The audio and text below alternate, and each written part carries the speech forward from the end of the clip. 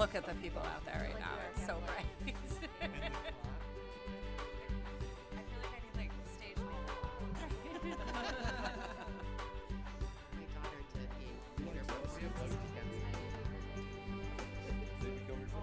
shining underneath and stuff. Oh, that's better. Oh, so much better. Oh, there's people in there. Oh, that's kind of did. I can see. Imagine that. Just like, Thank you. Feels like it. I will say it was nice and warm in here, though. Is everyone ready to start? Yes. Okay. Then I will go ahead and call to order the regular meeting of the Berkley Planning Commission. Today is Tuesday, April 26th. Would everyone please rise for the Pledge of Allegiance? I pledge allegiance to the flag of the United States of America and to the republic for which it stands, one nation, under God, indivisible, with liberty and justice for all.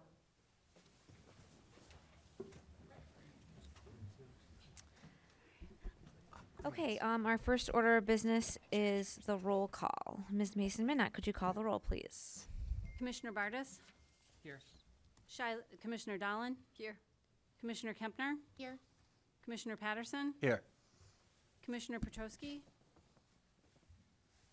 Commissioner Stern? Here. Commissioner Richardson? Present. Commissioner Smith? Here. Chair Kapelanski? Here. We have a quorum. And I believe we need a motion to excuse Commissioner Petrosky, correct? Yes, that would be correct. Does anyone want to make that motion? Motion to approve. Support. Motion by Patterson, seconded by Stern. And we talked previously about changing to voice votes on some of these items, which you confirmed was fine, correct? Yes, So can we do a voice vote on this one? sure. All I in- lead or you lead? I can lead. All in favor? Aye. Opposed? Okay, motion passes. And then we will move on to approval of the agenda. Move to approve. Support. Motion by Kempner, support by Bardas. And we'll do a voice vote on that too. All in favor? Aye. Opposed? Motion passes. Move on to approval of minutes. That is the meeting minutes of March 22nd. Did anyone have any amendments to the minutes? Or motions to approve? Move to approve. Support. Motion by Kempner, support by Patterson. All in favor on this? Aye. Opposed? Motion passes. And that brings us to communications. We have two items, one pertaining to one of the items on the agenda later this evening, and then also a notification that Huntington Woods has voted to move forward with their master plan adoption process, and they are letting us know. So thank you to Huntington Woods. I'm sure if we have any comments on that as that comes out, we could let you know, correct? Yeah, and I will send you, that was on my desk, and I have a hard copy of the plan, but I will get you an electronic link and send that to you, Okay. along with a due date. Thanks. And that's all I had for communications. Was there anything else? No. Okay. Then we'll move on to citizen comment. This is for items not on the agenda this evening. If there's anyone that would like to address the Planning Commission on a non-agenda item, we'd ask you to step forward at this time. Please keep your comments to 3 minutes or less and state your name and address. And just a reminder that the Planning Commission will not engage you in discussion, but we will be taking notes on your comments and address them as we can during the meeting. Is there anyone that would like to comment on a non-agenda item this evening? Did we receive any emails related to non-agenda items? No, Madam Chair. Okay, then I will go ahead and close citizen comment, and we will plow ahead with our full agenda this evening.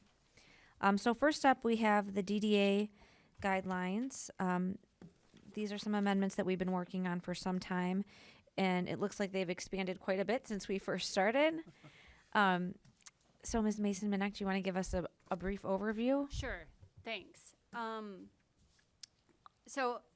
not going to go through the beginning part of the letter. I'm just going to go through the item by item and give you some context. So item number 1, revised site design standards. That's on pages 1 through 3. These are the language. This is the language that you've looked at before, and so this is how it would look in context in that portion of the zoning ordinance. And then the second item on page 3 is dealing with wind turbines. We had a city council member. Actually, in the packet, you'll see that there are 2 city council member requests. As we were going through these, figured we might as well look at those as well. If you want to choose to take those out and not consider those at this time, by all means, we could do it, or you can tell me you'd like it as a separate agenda item, not packaged with this.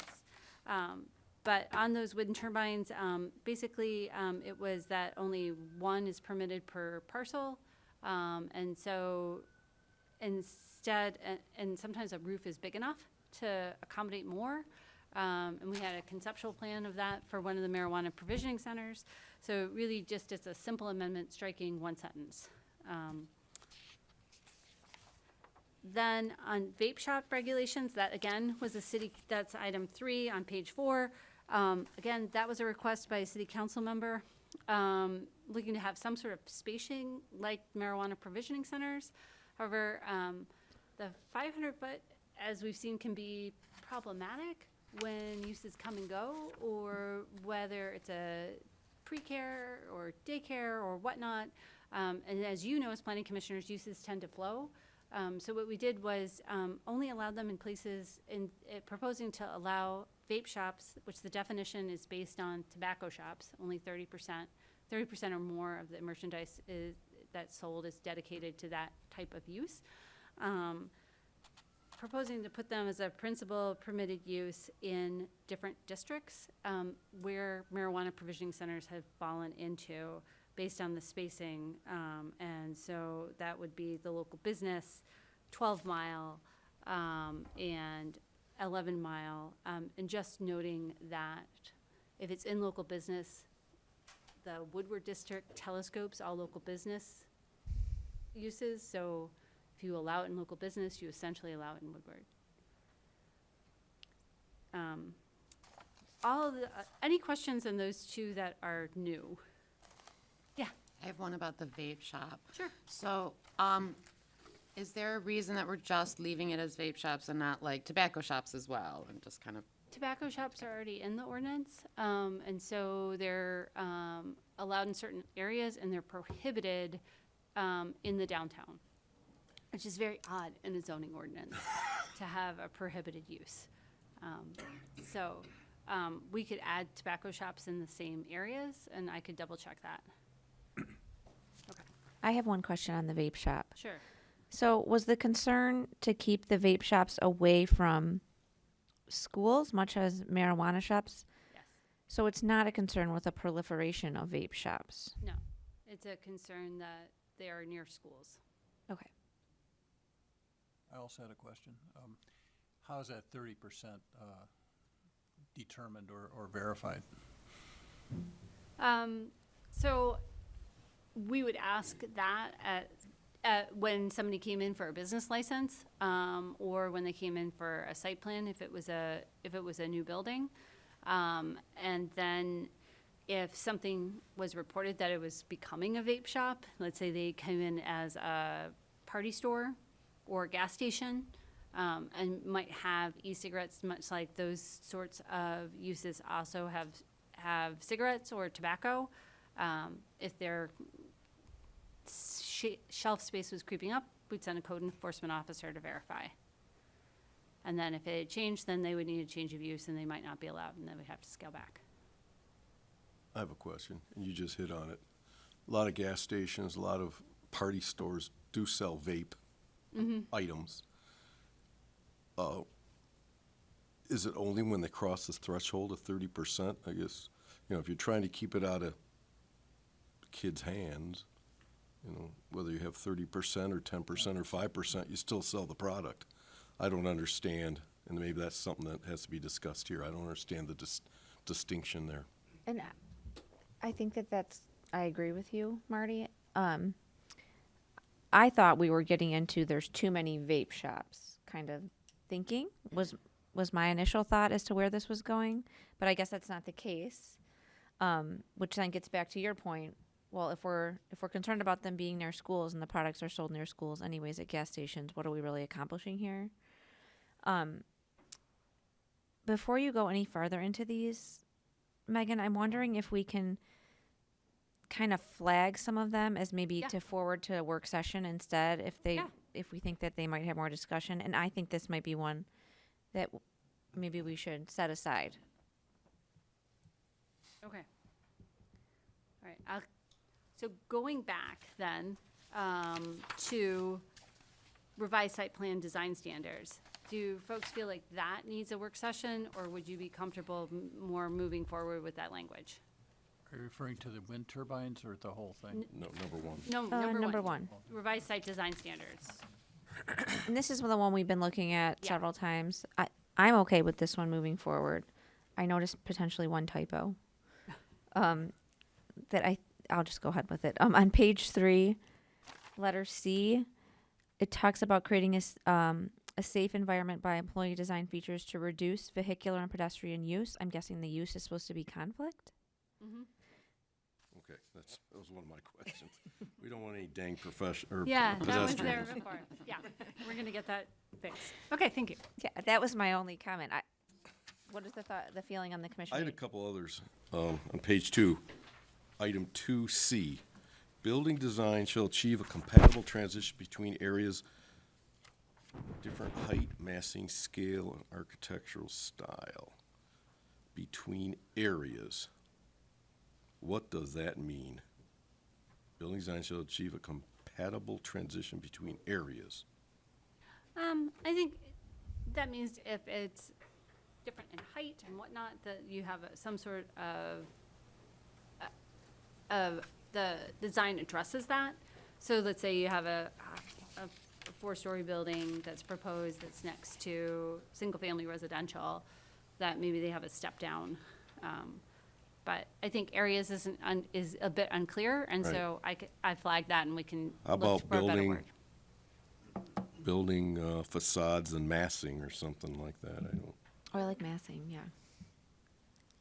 Just, I didn't know what areas meant, on the building or adjacent to the building. Okay. And then farther down, 3G. Going back to 2B, we say different architectural styles. In 3G, buildings shall be designed to fit the character and architectural style of the community. I didn't know we had an architectural style. Maybe that should be reworded. Okay. Just maybe the character of the community. Yeah, we Whatever can just that take is. off that phrase. Okay.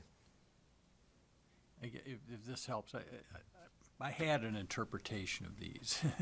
And my interpretation may differ from others, but I assumed it meant in our town, in our downtown, we have different blocks with different types of buildings on them, and they tend to, they tend to assume a character. And when you're putting something new in or a big redo on an existing building, you'd want to be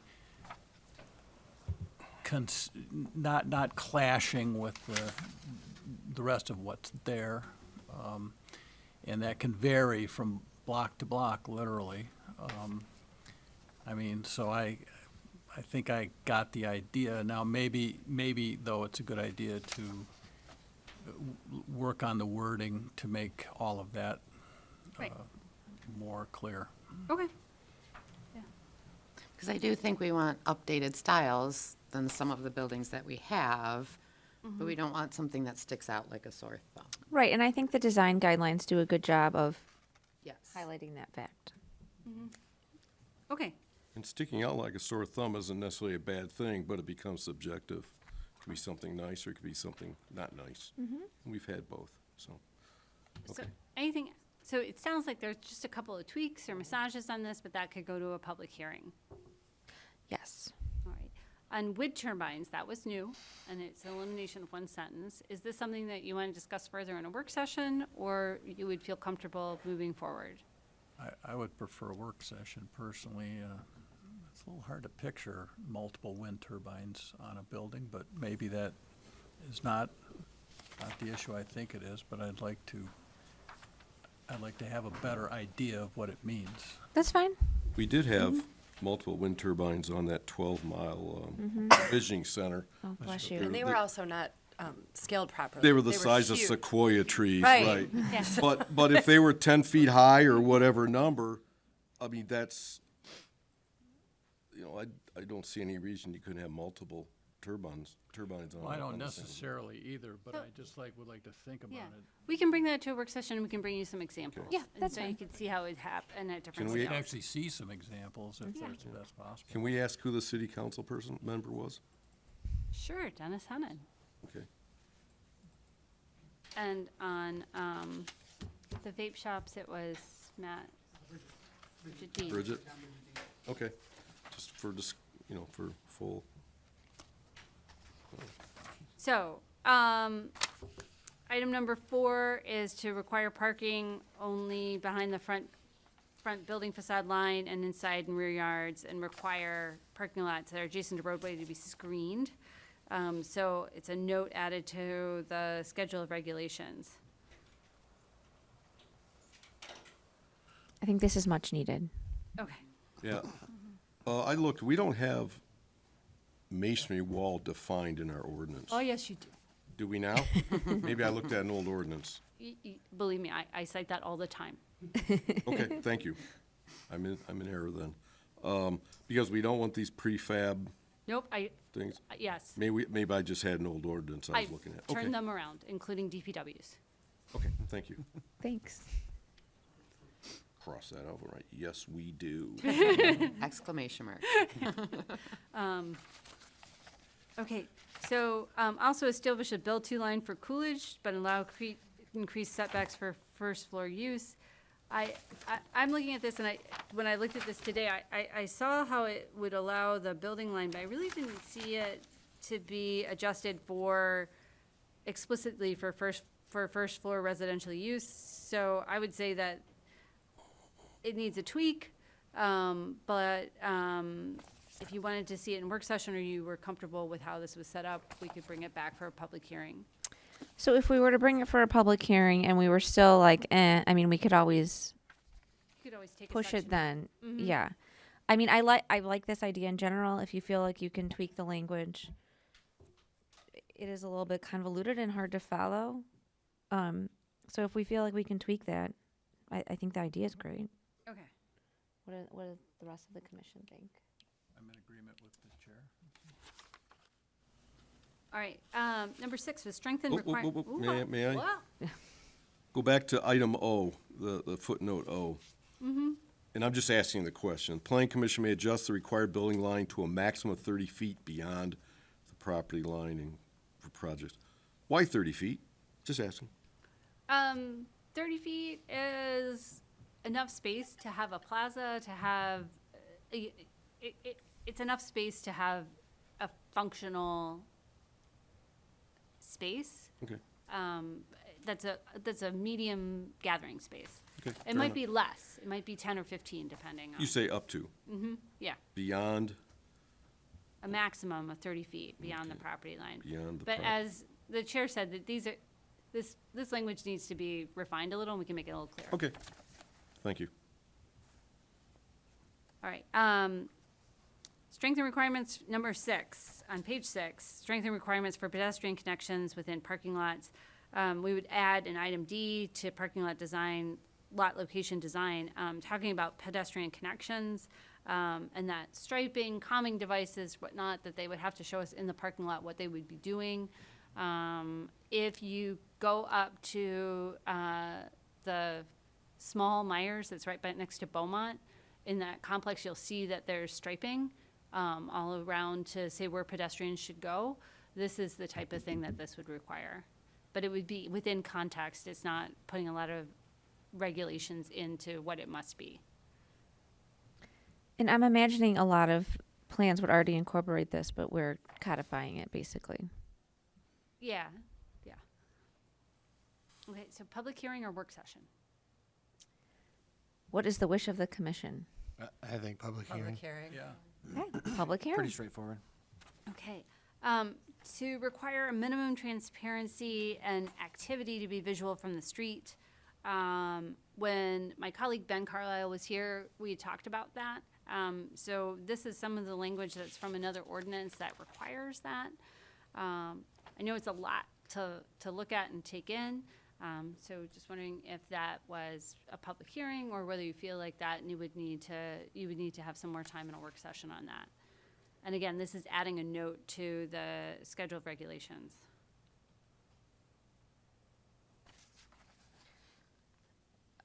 I think this is another one that is much needed.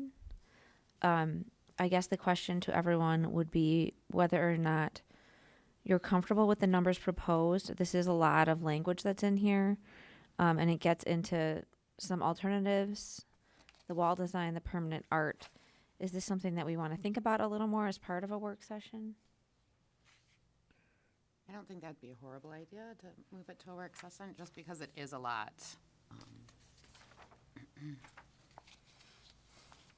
Is this on page 7, the first paragraph under the title, the 50% front facade, 30% of parking lot facing facade?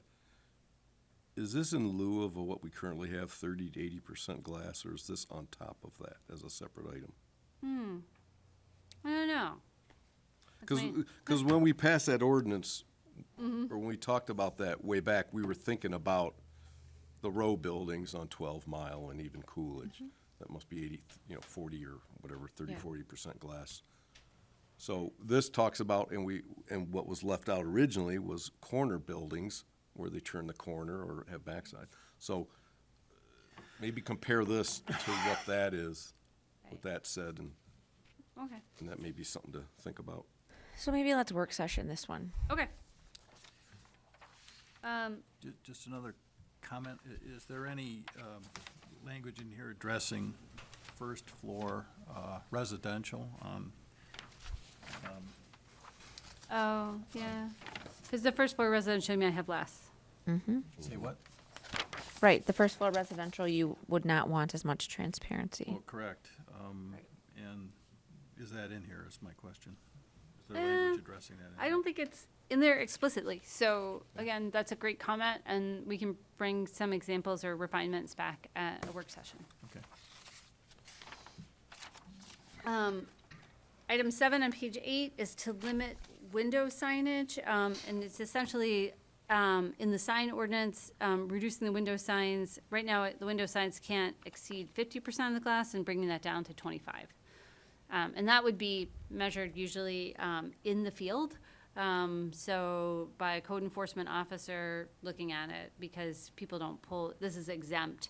So if somebody put more window signage up than 25%, then hopefully somebody would flag it, and the DDA, the code enforcement officer, would issue them a ticket and ask them to take some down. Simple question.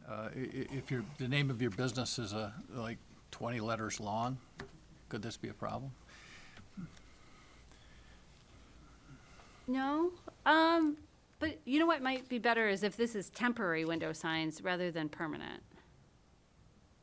Because I think that's what it's supposed to be about, typically. So why don't, if I added temporary window signs to item 6, not exceeding 25% of the glass. Okay, it's for sales and stuff? Yeah, for sales and things like that. And last sentence, 50%, 25 would remove clutter. Increase visual interest and assist public safety, because public safety has been, well, they don't bitch about things, but they've been saying that when they go into a party store, if they get an alarm, they can't see what's going on inside. And I think adding that, they want to be able to see at what's happening as they enter the premises. So I think that's an important item. Okay. So work session or public hearing?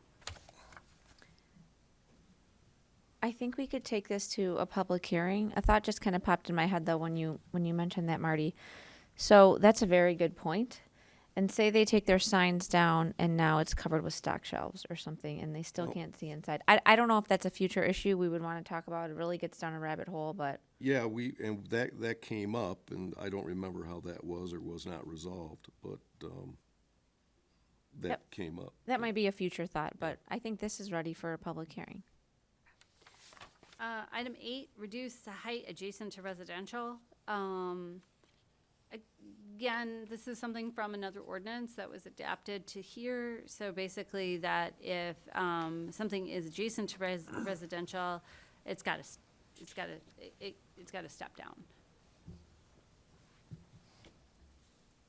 Work session, or, again, there's a bit to consume there. So work session or public hearing? Yeah, I think we should send this to a work session. I think this is something we probably need to Chew on? think about. Yeah. Yeah, and also, this goes back to, in the past with the Woodward Corridor project, there was a lot of talk about increasing the density along Woodward. So this kind of conflicts with all that talk. Okay. I don't know if they talked about building heights that much, but That's a good still, point. that's another one that should probably be discussed further. All right.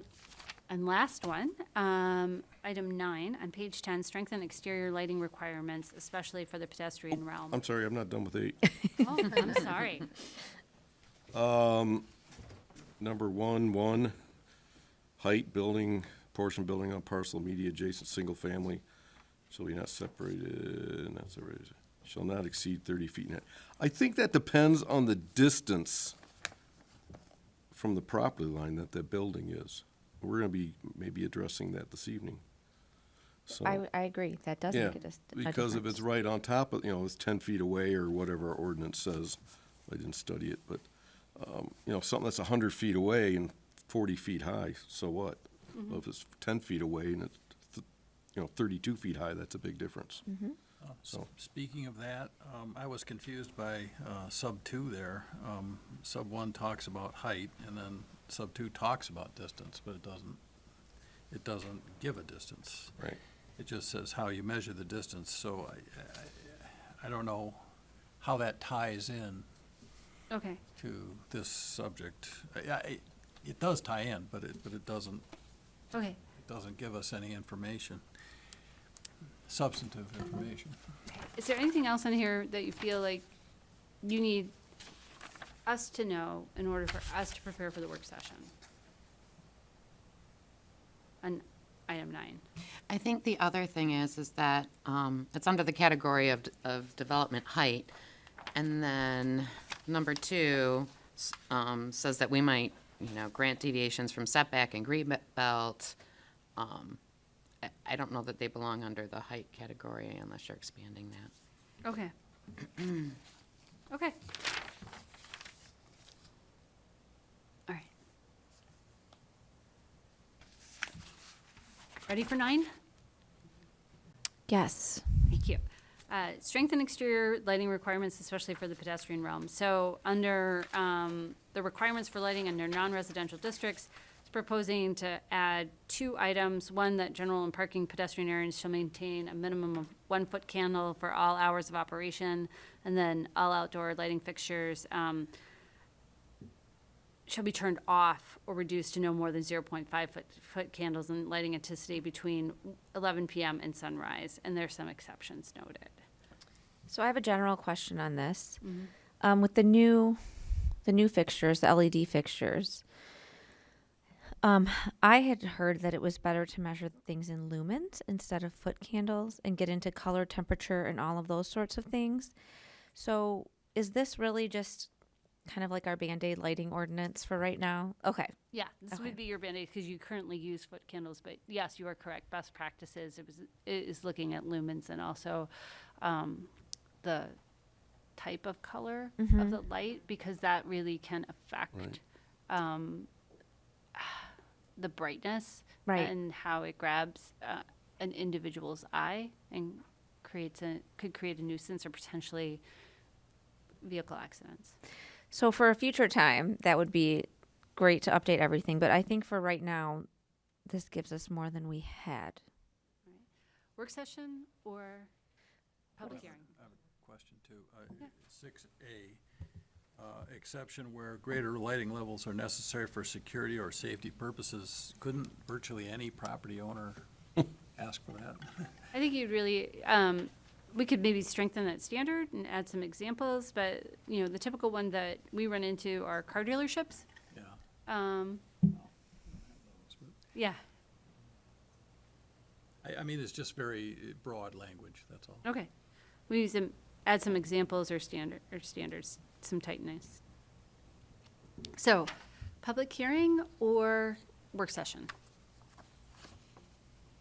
I'm fine with this in a public hearing. Is everyone else? Public hearing's fine. Public hearing. All right, well, thank you very much. That was tremendously efficient to get through all of those zoning ordinance amendments, and we will bring back the ones from public hearing and then those others in the work session.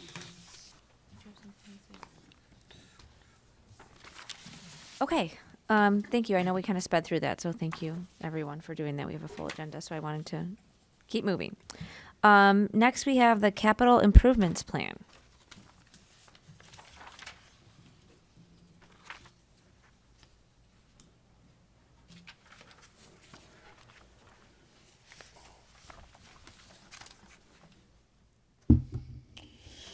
Hello, Madam Chair and members of Planning Commission. My name's Matt Baumgarten, City Manager for the City of Berkeley. I'm here for you to build upon the conversation we began at the last meeting.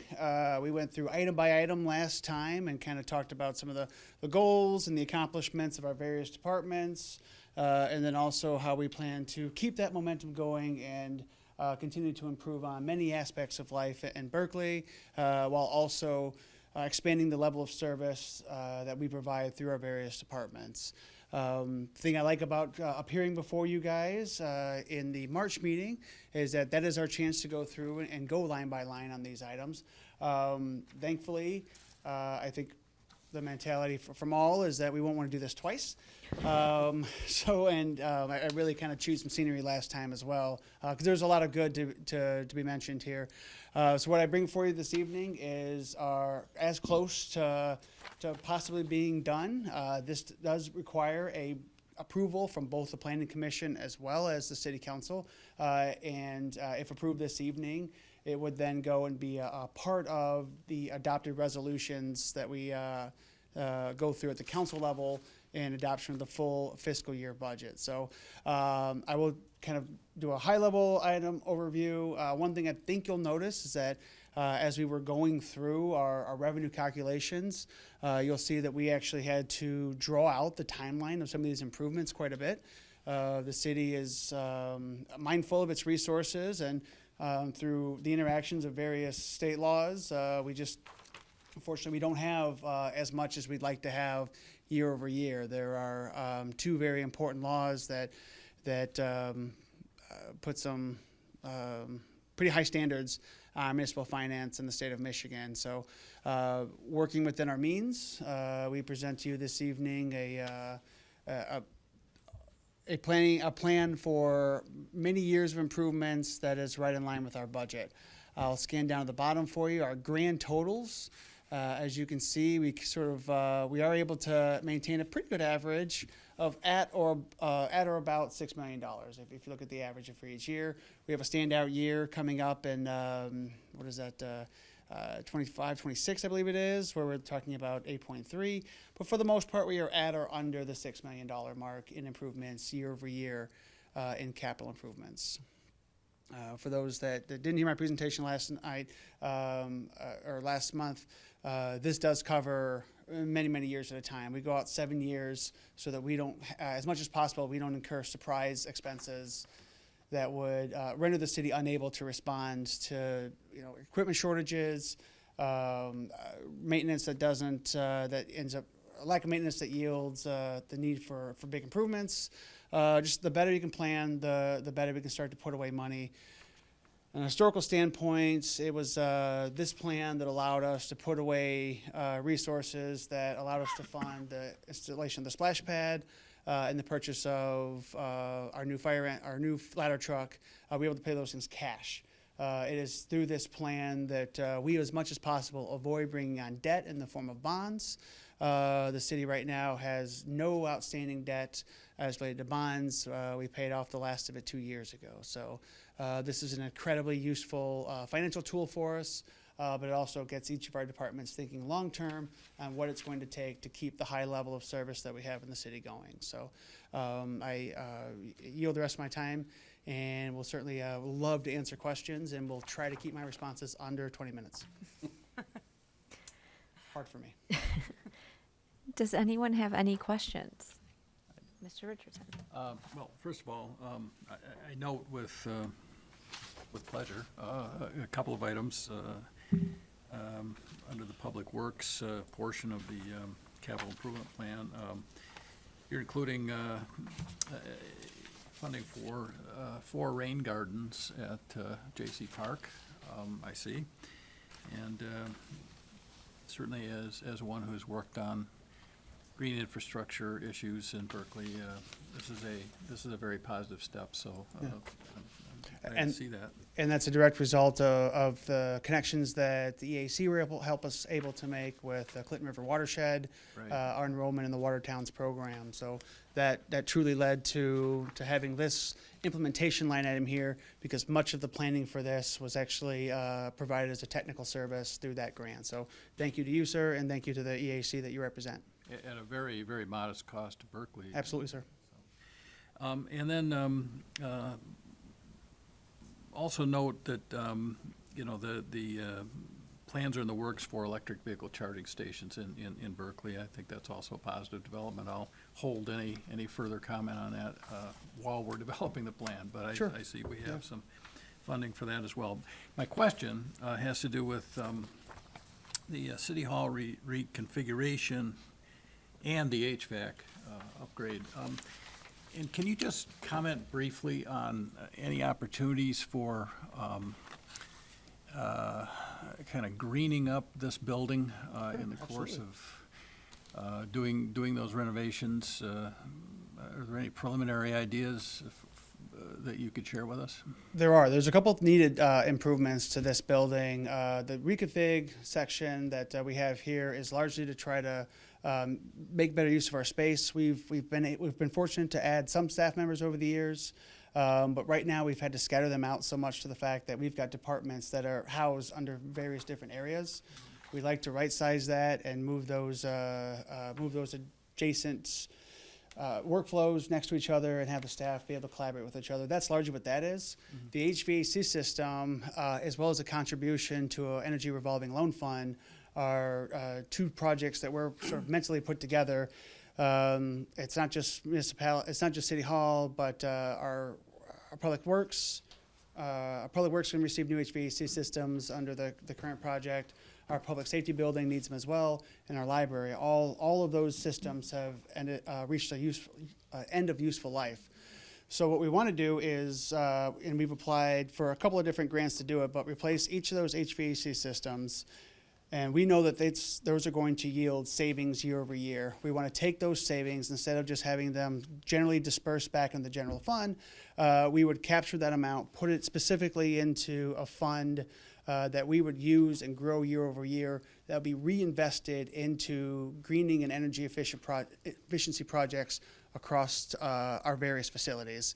And then, again, those would yield some savings. Those savings are recaptured, and it becomes a revolving loan fund for green infrastructure, for energy efficiencies, and then specific to this building, things like windows, installation, stuff that were just, for whatever reason, not included in the original construction. So each of those projects then continues to have a life beyond just a simple 1-year allocation.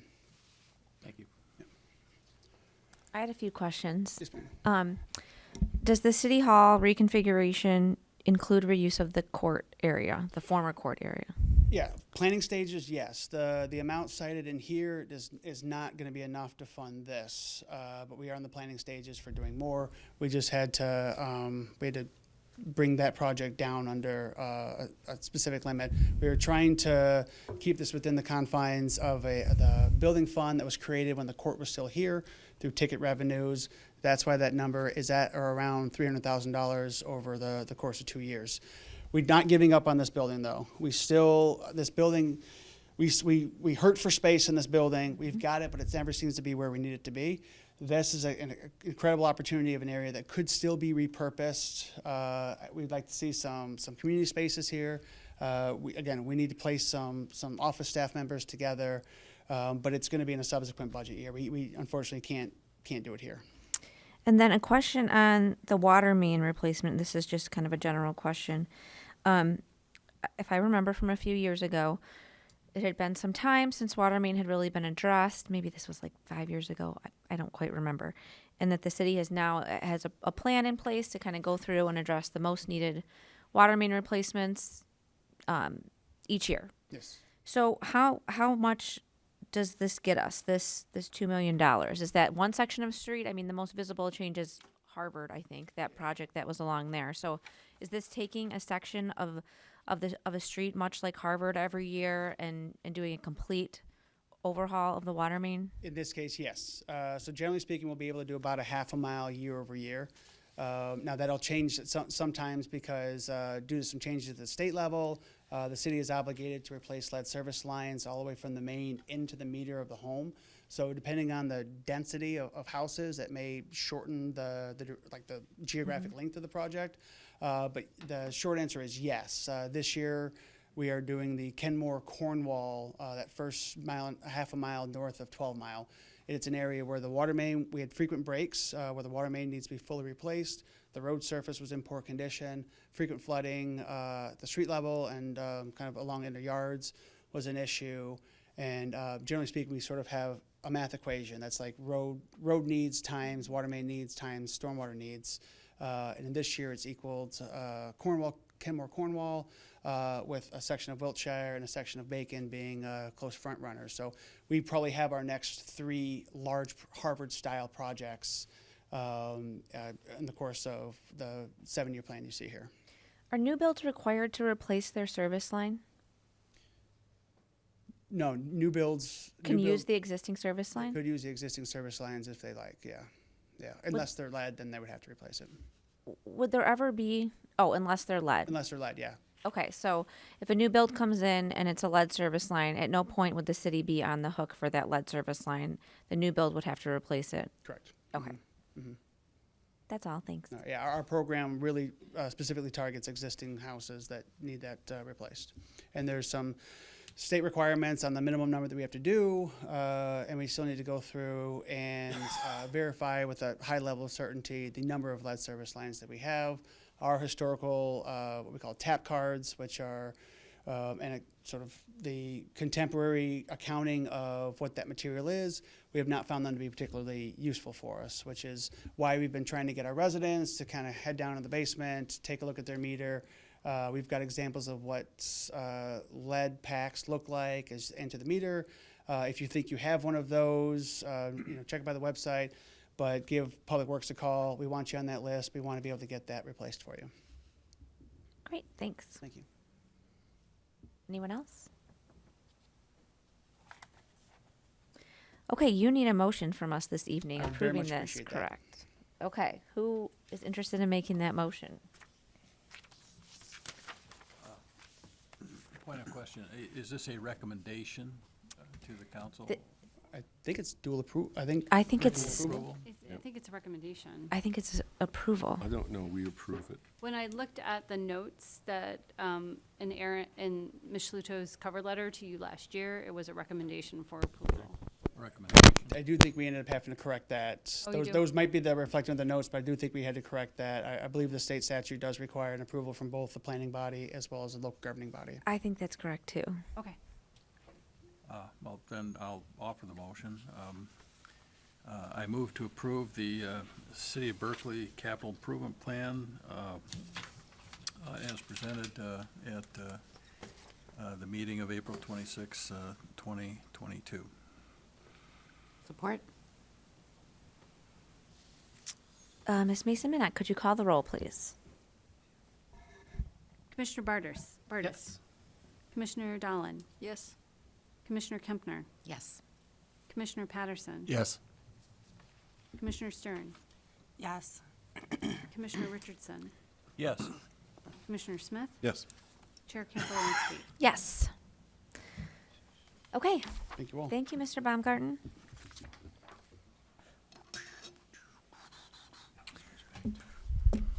Okay, so then we will move on to new business. The first item being PSP 0421. This is lot 53 on Oxford Road, known as the Ivy. So what we'll do is I will have Ms. Mason Minnock introduce the plan, and then I'll ask the applicant to step forward and give us an overview or any additional information they think may be relevant, and then we'll get into public comment after that. Thank you. So this is a site plan review for a multiple family development, 2 buildings on Oxford on a vacant lot. And it is essentially the phase 2 of La Salette. You would have seen this in concept when you would have looked at the La Salette building for that to be reused, adaptively reused as multiple family. And this comes after. So you had reviews from Carla Wortman, DPW, the fire department, and the city engineer. Just wanted to highlight a couple of things, and there are some things that you should really look at this evening with the applicant. Number one, Carla Wortman made recommendations that the building and the parking lot should be shifted to the east to provide additional buffer to the adjacent residential property. They asked that the applicant provide a 3D model of the building and site in context with surrounding properties. Those 3D concepts came in after this letter and after also the staff letter was written. And so those should have been in your packet. Also, and Carla Wortman asked that the pedestrian sidewalk be moved to the east directly to connect the sidewalk along the building. And also had a recommendation that there's trash enclosures to be consolidated at the rear of the site with the recycling dumpster or partner with the converted La Salette school building to have a shared dumpster between both sites. They also noted that the planning commission should review the landscaping and then request the applicant address items noted in their review to address the standards for site plan, for site plan, which are section 138679. They also asked that there's confirmation from the applicant that there's no more than 78 rooms other than kitchens and bathrooms are proposed. That has to deal with the size of the, with the minimum size of the parcel. It doesn't seem that that it is, but that just is a housekeeping detail that needs to be taken care of.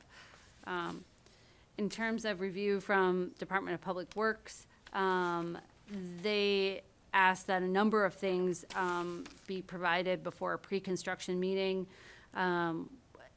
So I'm not going to go over these, but if you had any motions to approve, these should be incorporated, and that there is a pre-construction meeting that should be required before any building permits and construction. And Hubble, Roth, and Clark, they noted the Planning Commission, there's a couple of things you should note, that a soil erosion permit would likely be required from Oakland County Water Resources Commission. The city might require additional sections of existing curb and gutter and sidewalks along Oxford to be removed and replaced. And that detail sheets for the proposed storm sewers must be provided. There was a review from the fire inspector as well. He reviewed the first set of plans that came through. This is, I think, the applicant's second submission. So there's some notes about smoke detectors and fire extinguishers. In our summary, if you read the Carlisle Wortman recommendation, they felt that the plan submitted was not ready to come to Planning Commission, but we chose to put this item on the agenda due to the recommendations in site design, architecture, orientation, dumpster enclosures, and pedestrian areas.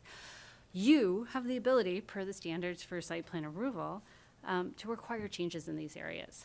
And as proposed, we question whether the pedestrian areas are designed for safety, whether the site design and architecture are consistent with the city's master plan objectives,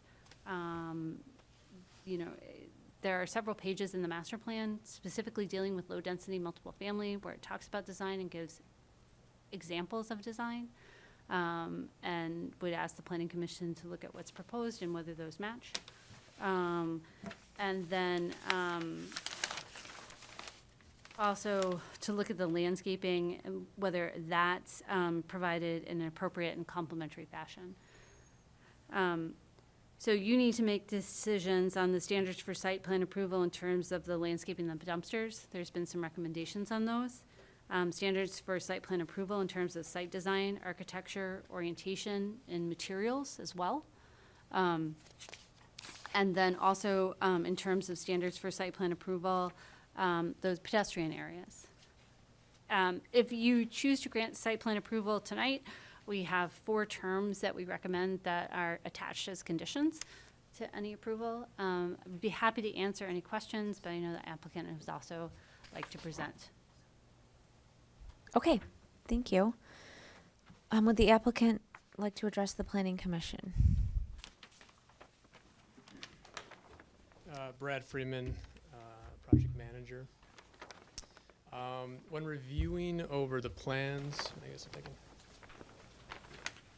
No, the site is pretty tight. Let me just pull this up.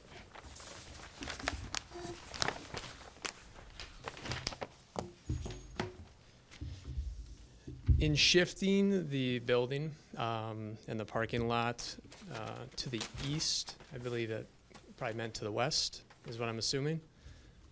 I'm not sure if you caught that. But in essence, there's not much room to shift the building over without losing a lot more green space. So the thought was, to keep, again, we have a brick wall, so to add additional green space in front of that, it's pretty tight.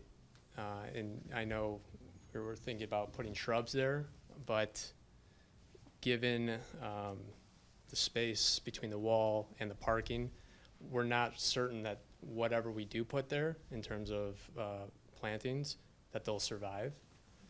So that was kind of a remark with that. The pedestrian sidewalk, I know it's located in the far left. We certainly can shift that over to align with the sidewalk in front of the building.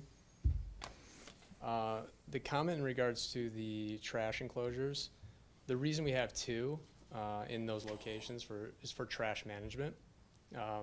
We thought having 1 in front of each building would allow for the tenants not to walk across the parking lot and possibly, dragging their trash or leaving the trash all over the place. So that was kind of the reasoning for that.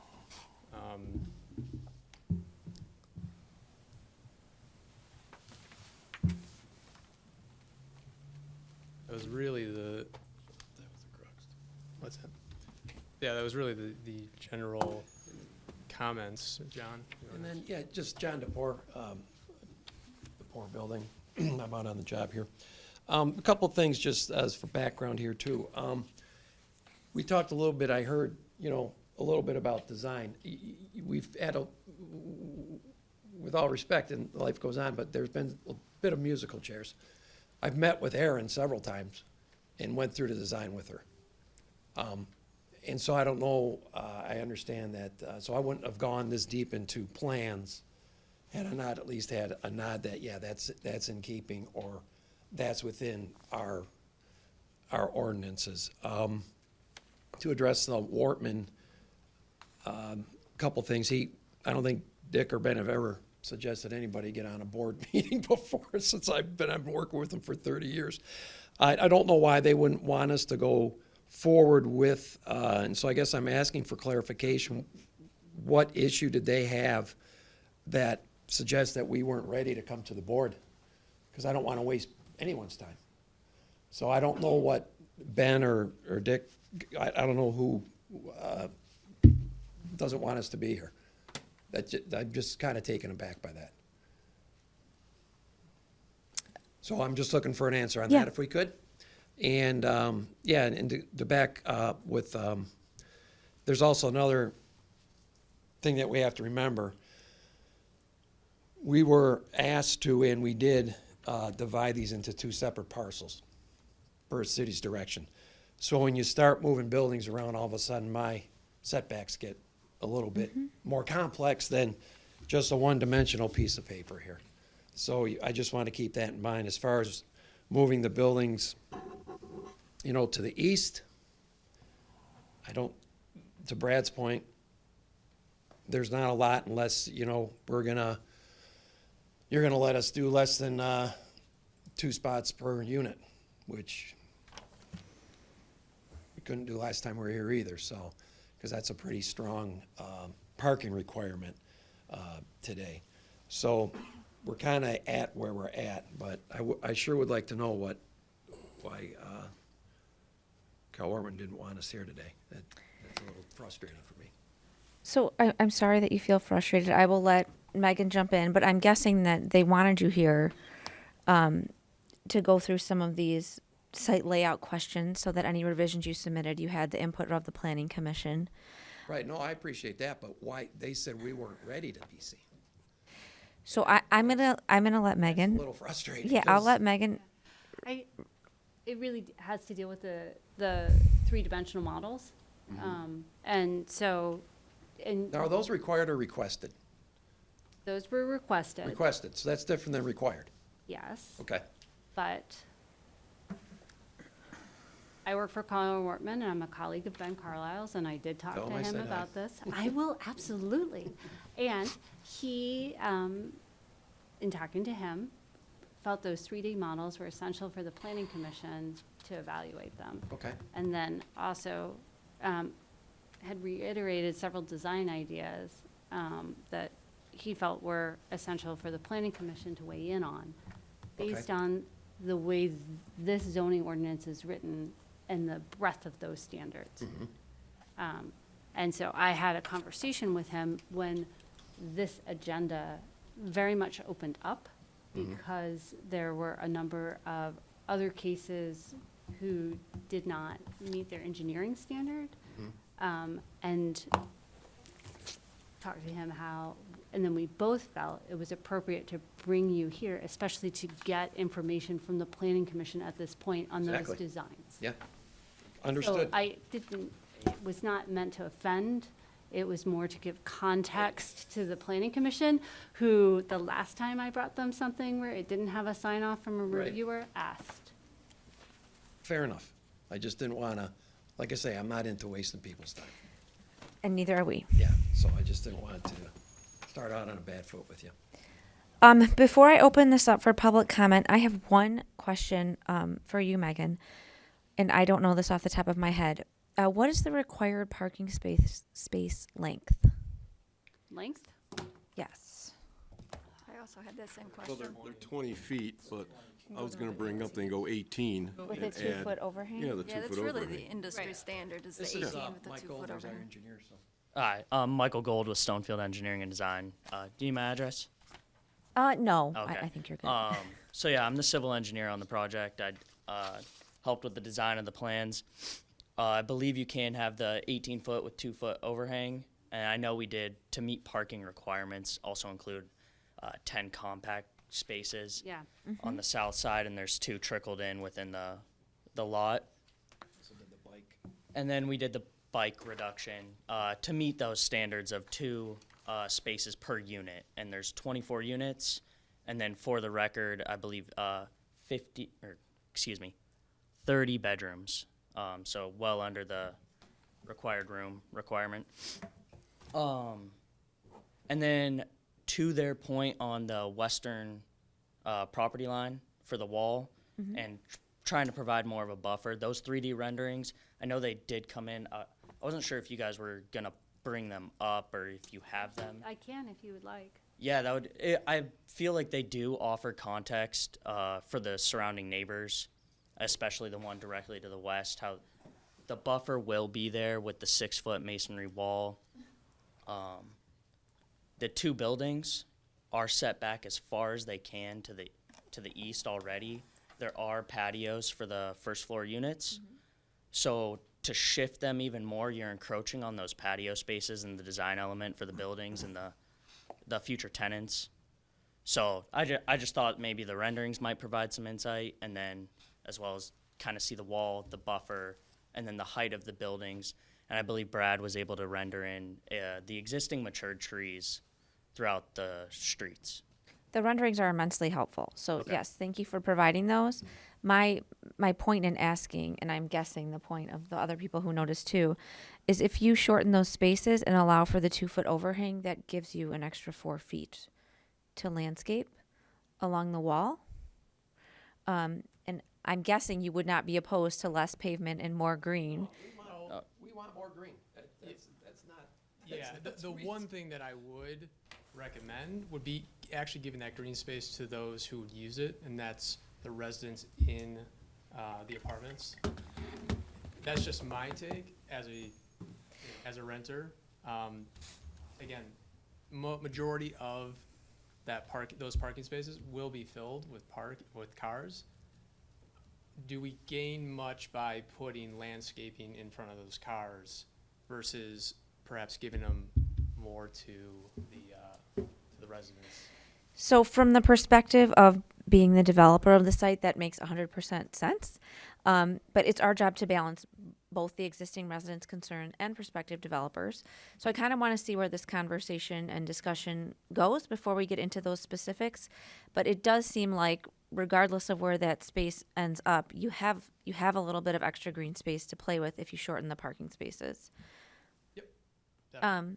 So let's move into public comment at this point, because I want to make sure we capture all comments and concerns so we can discuss them as part of the General Planning Commission discussion. So if there was anyone in the public that wants to comment on this plan, this would be the time. You would need to state your name and address. We'll hold you to 3 minutes.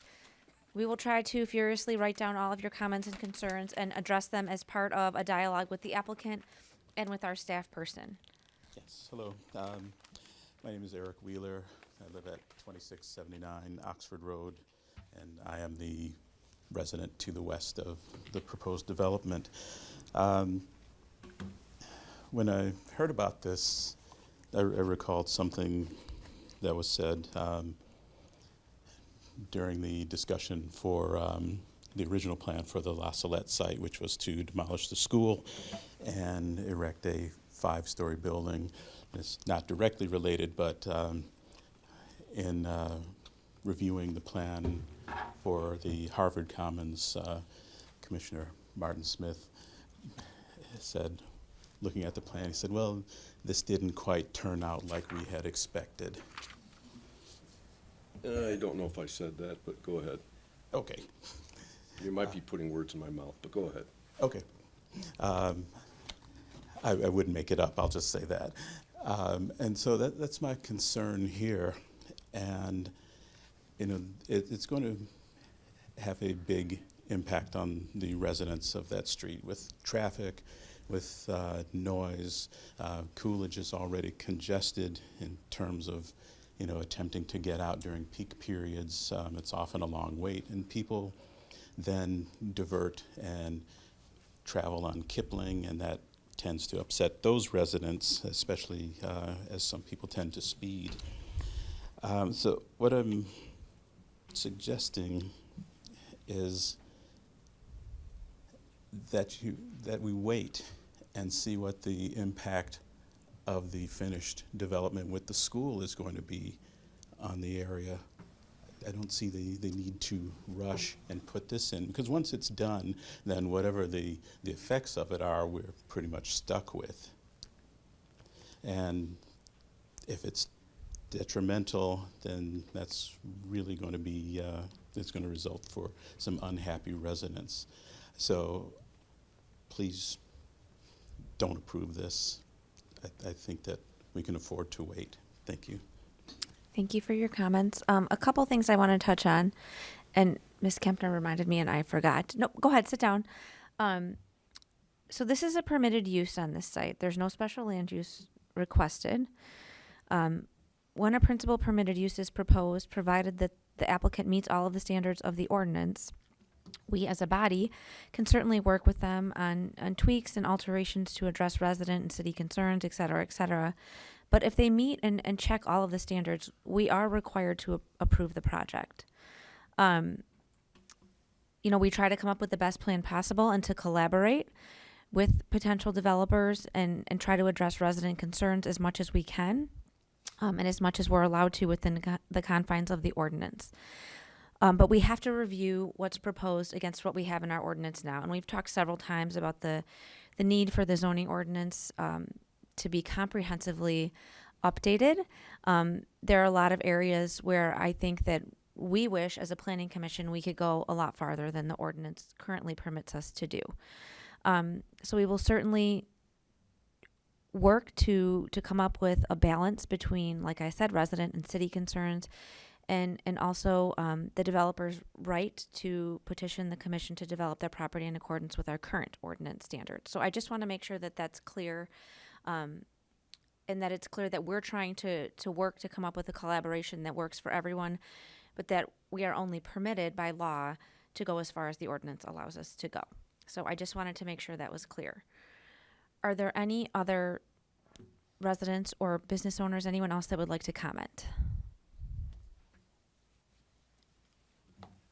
Good evening. I'm Chris Lattin. I live at 2735 Oxford, so I'm 4 lots west of the development. And along with Mr. Wheeler, my concerns are largely related to the increased volume of traffic that we're going to see. As phase 1 is right now, I believe I counted about 100 parking spaces for just phase 1, and phase 2 would increase that by another 50%. And this is all being funneled through one access point on Oxford that these folks are going to be coming in and out, trying to get onto Coolidge. You know, at peak times, Coolidge is heavily congested with the reduction in lanes. So what's that going to do? They're going to turn left and go west on Oxford to Kipling, south on Kipling to 11 Mile or north, you know, depending on which direction they're going. But it's going to shunt a lot of traffic into the neighborhood rather than onto Coolidge, because it just can't handle that volume in a very concentrated time frame. I have young children that are going to be walking to Rogers Elementary, which is right down that sidewalk, and so I'm very concerned about the traffic impact. I think that Oxford should be made into a dead end just west of their access point, so people can't turn and go west down Oxford. But that's my biggest concern. And then phase 2 is going to increase that vehicle volume by about 50%. It's another 6 parking spaces that phase 2 will increase it by. Number 2 is infrastructure. So, you know, we have a dated combined sewage and storm system that now we're going to have, you know, another about 75, you know, residences that are going to be adding to that. And is it going to be able to handle that kind of volume? And whose dime is that going to fall on when it doesn't handle that volume? It's going to fall on the city to fix those storm sewers. And are we going to get backups into our basements because it's overwhelming this dated combined sewer and storm? So I just have significant concerns about that. And, you know, all the engineering plans are, you know, projections and estimates and predictions, and real life will tell us exactly what will happen, you know, once these water collection systems start collecting silt and leaf matter and all that sort of thing and fill up quickly. So those are my primary concerns. Mostly the traffic and the congestion that's going to involve in a very focused, funneled area right there on Oxford. Thank you. Is there anyone else who would like to comment on this item?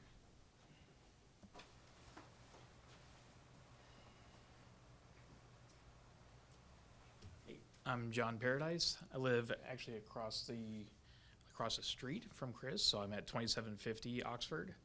I'm going to echo, I'd say, both concerns. For me, I'd say I'm thinking more so on the traffic standpoint. So knowing from where the playground area is off of Oxford on the west-hand side, there is no stop sign for that traffic going all the way to Coolidge. So it's a straight ahead shot. I've seen cars come through there certainly over the 20 or 25 miles per hour speed limit.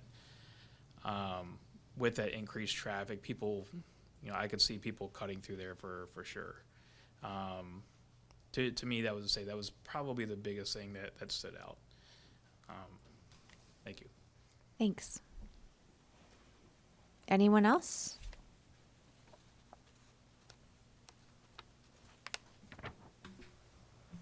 Hi there. My name is Pat Meslowski, and I live at 1829 Kipling. And I wasn't planning on saying anything, but these gentlemen spurred a thought to me. A question, I did try to review the site plans. Is there not an exit for those cars to leave onto Harvard? Are you able to answer me? Yeah. I'll write down all of the Okay, questions that's and one then question. we'll go through them. And since I live at 1829 Kipling, I'm right off of 11 Mile. And I would concur with these gentlemen that traffic already goes over 25 miles down that street, and stop signs are meaningless. And so if there is an exit onto Harvard, it would seem to me that the traffic would turn left and go to the light. But if they don't, they will go down Oxford to Kipling. And that is a concern for me. I also found it rather interesting this evening that the last time I was here was this room was standing room only, and the hallway was standing room only, and people were on the sidewalk, and now there's 10 people here.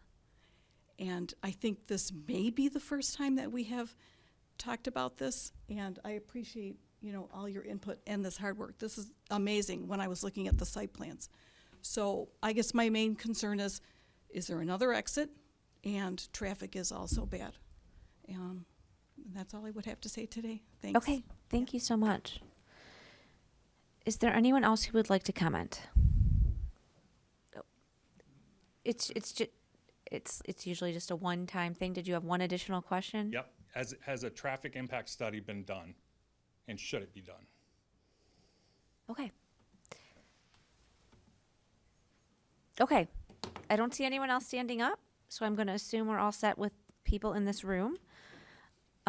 We also received an email correspondence relating to this that would be entered into the record as well. Concerns were basically centered around, and this is from Chuck Terrell, concerns were centered around how this proposal differs from previous proposals that were talked about for this site. Parking was a concern, access by emergency vehicles, the context with the surrounding neighborhood, and then storm and waste drainage as well. So that will be entered into the record, and we will try to touch on each of those.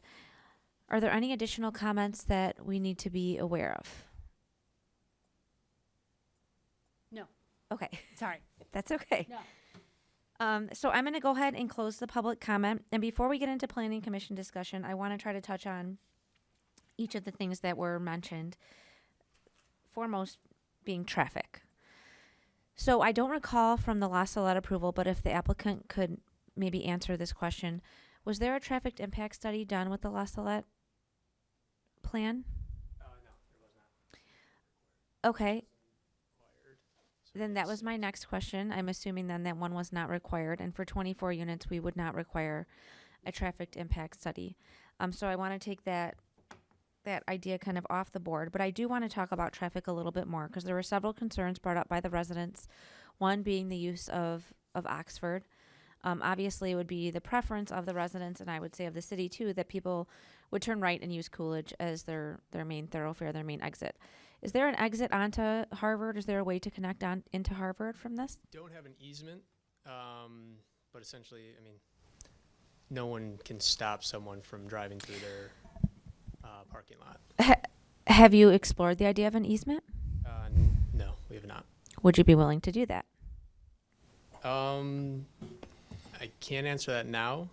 But yes, I mean, we would be willing to. I think we have explored it in the past. Without seeing their,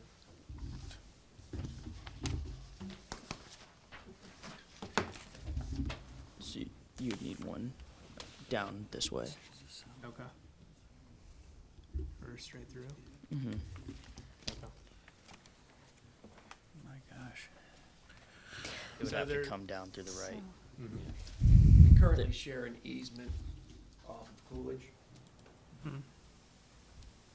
So on the Parish south is side. on one side, church is on one side, school's on the Yeah, other. yep. We share an easement with them there. That's So- one. There's another one, there's another entrance for the church and their offices, off of Harvard. That would allow, I think the thought was anyways, is that if the residents go from the parking lot to that, jump onto Harvard and then I guess. Can you hold that thought for a second? Megan, would you mind pulling up like a Google Map photo? Got one there if you can blow it up. Just so I'm having a little bit of trouble following. So they have an easement with the access to the south. So here's the church. This is theirs. This is where they're coming off Coolidge. So the easement that you have, yes. Sorry, you can't see this, I apologize. All right, so. Yeah, sir, you need the microphone. Nobody at home. Oh, you do? The thousands of people watching can't hear you. Good evening, ladies and gentlemen. All right. Off of Oxford, right now, everybody kind of knows where that entrance is. When this new development comes on, there is another entrance for that into the community itself, into Oxford, into our project here, sorry, off of Oxford, so there's two. And we have to date, we've had to have our plans all looked at by fire and emergency vehicles, and they have approved us for that aspect of fire, emergency vehicles, et cetera. I heard that come up. We share a easement here between the church and the school right now, which puts us to Coolidge. And I think what some of the residents are wondering, where this box is here, right? This is connected asphalt-wise here. They could come out here and go up Harvard. But you do not have an access easement for that I don't area. have an easement for this right here right now. That said, I mean, we can explore it. I don't know if the, so as you know, I mean, as you may know, it's the archdiocese that gets involved in this, so it's a little deeper than, Yep. knocking on Deacon or his door and asking Yep. that. So, could we look into that? Yeah, we can look into that. And I probably shouldn't say this, but we are what we are, and easement or not, I think that this parking lot is empty 95% of the time. Understood. We certainly would not want to encourage your residents, though, to access a property that they don't legally understand have that. the I right agree. to access. I agree. So, I agree. um, I agree. We're gonna look into it. yes. We told you we would, and we will. Yep. Because that I think maybe helps a little bit. My other question, and Megan, I don't know if you're going to have the answer to this, but getting into some of the resident questions. First of all, I'm assuming engineering has reviewed any issues related to traffic, Yes. and it meets the standards of the ordinance, and they Yes. don't have concerns about this negatively affecting the level of service on Coolidge. Just these 24 units. No, and then also in terms of stormwater, it went through engineering through HRC, and it has to meet Oakland County standards now, which are a 100-year storm. And I am imagining then that this is a big improvement for a site that probably previously had very little, if any, stormwater facilities. Yeah, less than 10 years. It was less Yeah. than 10 years. This is a 100-year storm. Well, now. the obvious fact, you've got a detention basin, right? Yeah, for Now- both and right phases, now, it accounts does for. not have a detention basin. Correct. It's just asphalt with runoff. But now it's going to have a detention basin. So an improvement in the infrastructure for sure, as far as storm and utility and all of that is concerned. But I want to go back to traffic for a minute because that was mentioned several times. And I don't know if you're going to have an answer to this, and I can't think of any instances in the city where we have it, but has the city given any thought to speed humps or something to slow people down or detour people from maybe going on an exit, going down a road that they're going to encounter that? I don't know if you have the answer to that. I have not been party to any discussions on that. That would be something I believe that DPW would do, and that would be in terms of any road improvements. I'm not aware of any time where traffic calming devices like that have been associated with a site plan here. Some things that you may want to consider that are simpler than, and I don't know how the applicant would feel about it, are simpler than roadway improvements are in terms of signs. So in terms of directing people that maybe there's only a right-hand turn sign out of the entrance that's onto Oxford, or that, there are things that you can use for signage in order to do that. I think there would be some people who would need or want to turn left. But I can see the residents' concern with somebody if they couldn't turn left onto Coolidge from Oxford, then going up Kipling, going over Oxford and up. So, but there are some people who may need to sincerely turn left out. Sure. As well. But there is a light at Harvard, There, yeah. left-hand turns. Which would be very helpful if you were trying to turn left onto Coolidge. Absolutely. I did it today. Yeah. So I And would if you had an easement Mm-hmm. to Right. the south. My comment, I would encourage some research into the La Salette approval. My recollection is that there was some kind of traffic study done in connection with that approval. If it amounted to a full-blown traffic study, I can't recall at this point, but that's Commissioner Smith's Yeah, we're recollection. several years removed from it, so I think it was during the PUD phases of. it was. And some residents did their own traffic study to counter, I believe, a traffic study that was made, but I Right. could be wrong on that, because we are several years But removed. I think just doing a little homework along those lines might be helpful, and I also recall a requirement connected with La Salette of right turn only. There may be signage already onto, required. Oxford with signage and even I think a curved exit. So that was one of my thoughts too. Is creating some sort of pork chop or something to permit only right turns? But No, What- that was during the original proposal for the La Salette. And then when they came back to reuse the existing building and school with significantly less units and residents, this is what ended up coming before you guys and getting approved with one curb cut and a full movement driveway. Okay, well, thanks for clearing that. Yeah. Was there any signage required, like a right turn only sign on Oxford? Not on the new La Salette plan. and I want to be just a second, Julie. I want to be clear that if what we're looking at and what we're commenting and reviewing does not include the gray area. Correct. That driveway to Oxford was approved as shown. It just is grayed out. It's part of the phase one. Sure, we need to see it as part of the Right. context of the site. Right. But your particular, this parcel, which you've explained, is a separate parcel, Correct. does not propose any access onto Oxford. No, it's all through cross access with the La Salette and church, as well as the Ivy apartments to the east. Is that a blanket easement? Yeah, it's an overall REA. So a general question then on your plan, and maybe I'm just not looking at this correctly, but your access that you have to the rear of the building, so closest to the adjacent single-family home. If you could go to the site plan for a second, Megan, the site plan sheet. Yeah, that one works. Okay, so the southern access point near the dumpster. Yep. If you don't have an easement, what is that accessing? So that is where the easement ends, is that roadway. So you have a half of a roadway. Correct. It splits. That's right. Okay, so I'm going to say you definitely have to explore an easement because a half of a car is not going to No, drive we down. we have an easement. I'm sorry. So the easement exists for this access drive all the way down to Coolidge. What we do not have is an easement currently to cut through the south their parking lot to Harvard.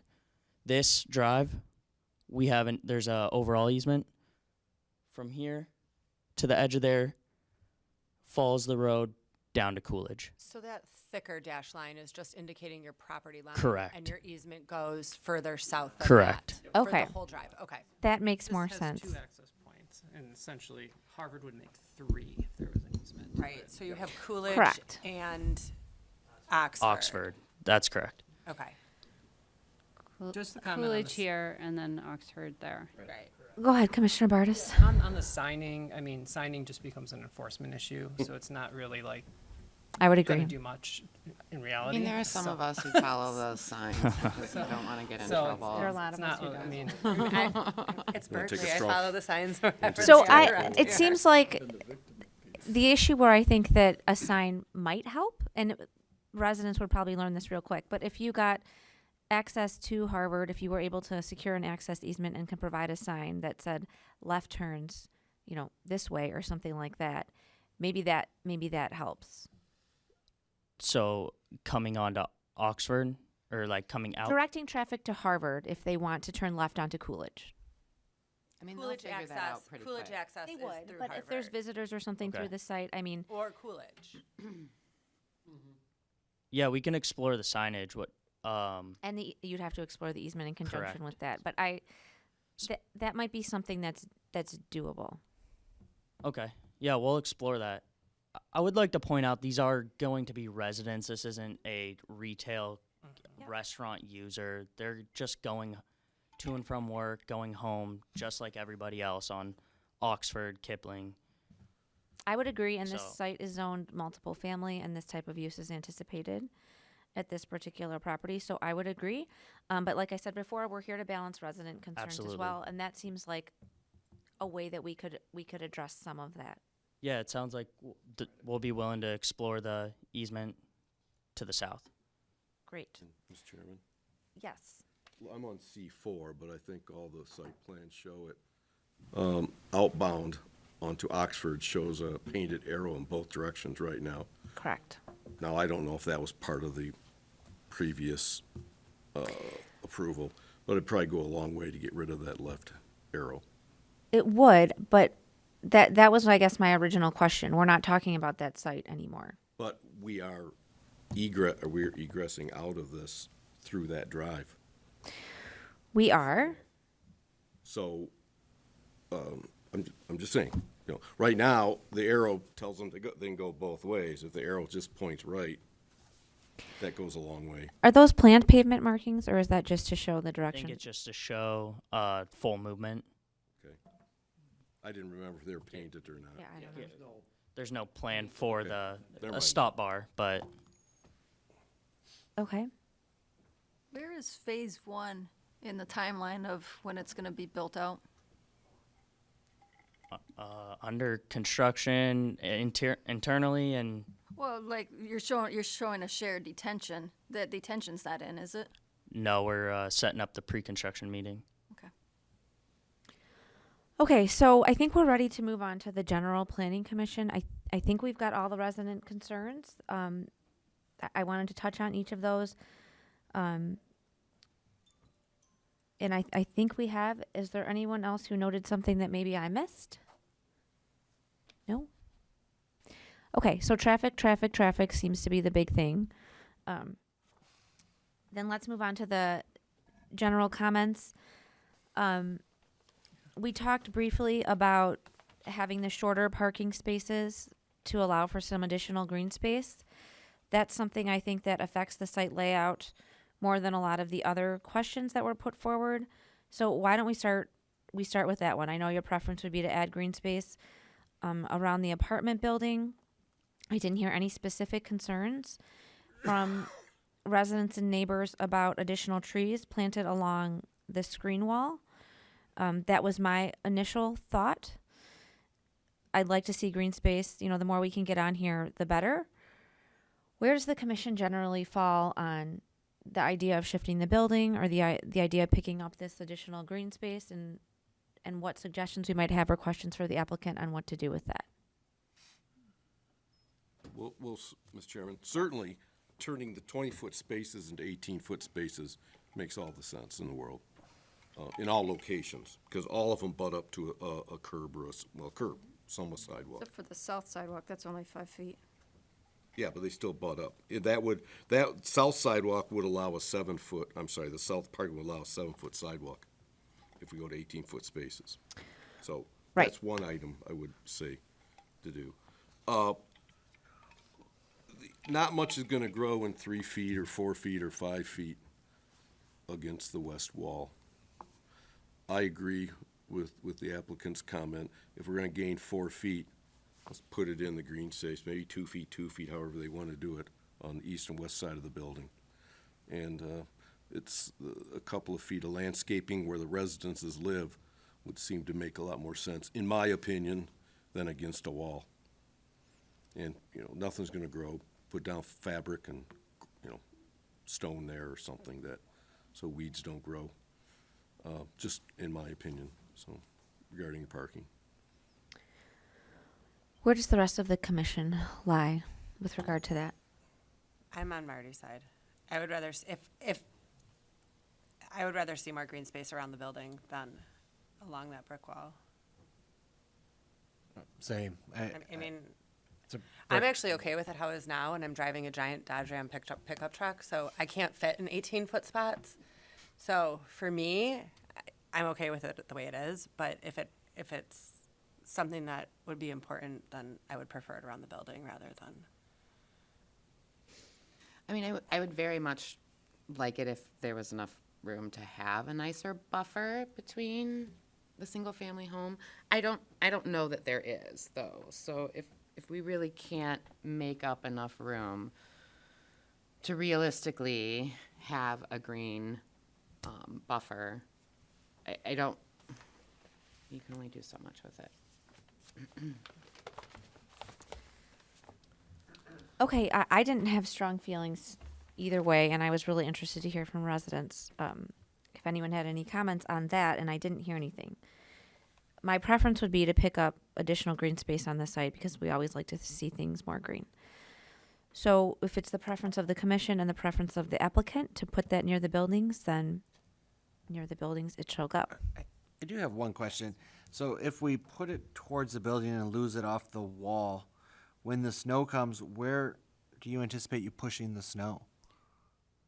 So you still wouldn't lose it off the wall per se. It would. I just mean yeah. not add it to the wall. So we have that space down on the south exit and then up on the north side near that other trash enclosure.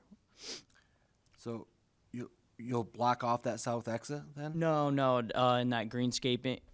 Behind the green dumpster space. there? Yeah. All right. You wouldn't be blocking the south exit though, right? You would just No, sorry. Just to the Yeah. left of the plan, below Yep. that trash enclosure. Yep. There's a Okay. little- all right. I wouldn't think that's enough to store the snow for all this parking, but the management will have to work that out. Yeah, that seems to We be had the same issue with the original Lost the Let project. Where's the snow going? You know, regardless of where it says it's stored, I feel like that's a snow day decision that's on a every snow day site. decision. And that's a resident complaint decision, so. Yeah, they don't have enough parking. Okay, so that takes care of the shifting the building. One of the other items that was brought up in the planning review was pedestrian circulation on the site. I tend to share the opinion that it seems awkward, especially getting to the sidewalk along Oxford. We're a walkable community, and more businesses are coming to Coolidge, and we definitely want to encourage people to walk there instead of to drive there. So I'm not quite sure what the answer is. It seems really awkward. So having it off to the side. Having the connection to Oxford off to the side, yes. But I guess also just the way the sidewalk kind of wraps around the building but doesn't go all the way around. So that was on my notes. So too. it's to increase the, not having people walk in front of the resident's home right off. If you look, the patios are, unfortunately, right now, and we'd like to use that green space to kind of spread that out a little bit. Abut the sidewalk, there's no buffer for you to walk out. If you were to live here, sit on your patio, you're with anybody who wants to walk to and from their home too, as opposed to like a resident on Oxford where it's a little set back. So the sidewalk that's in front of the building to the south, then that's patios along the eastern side, correct?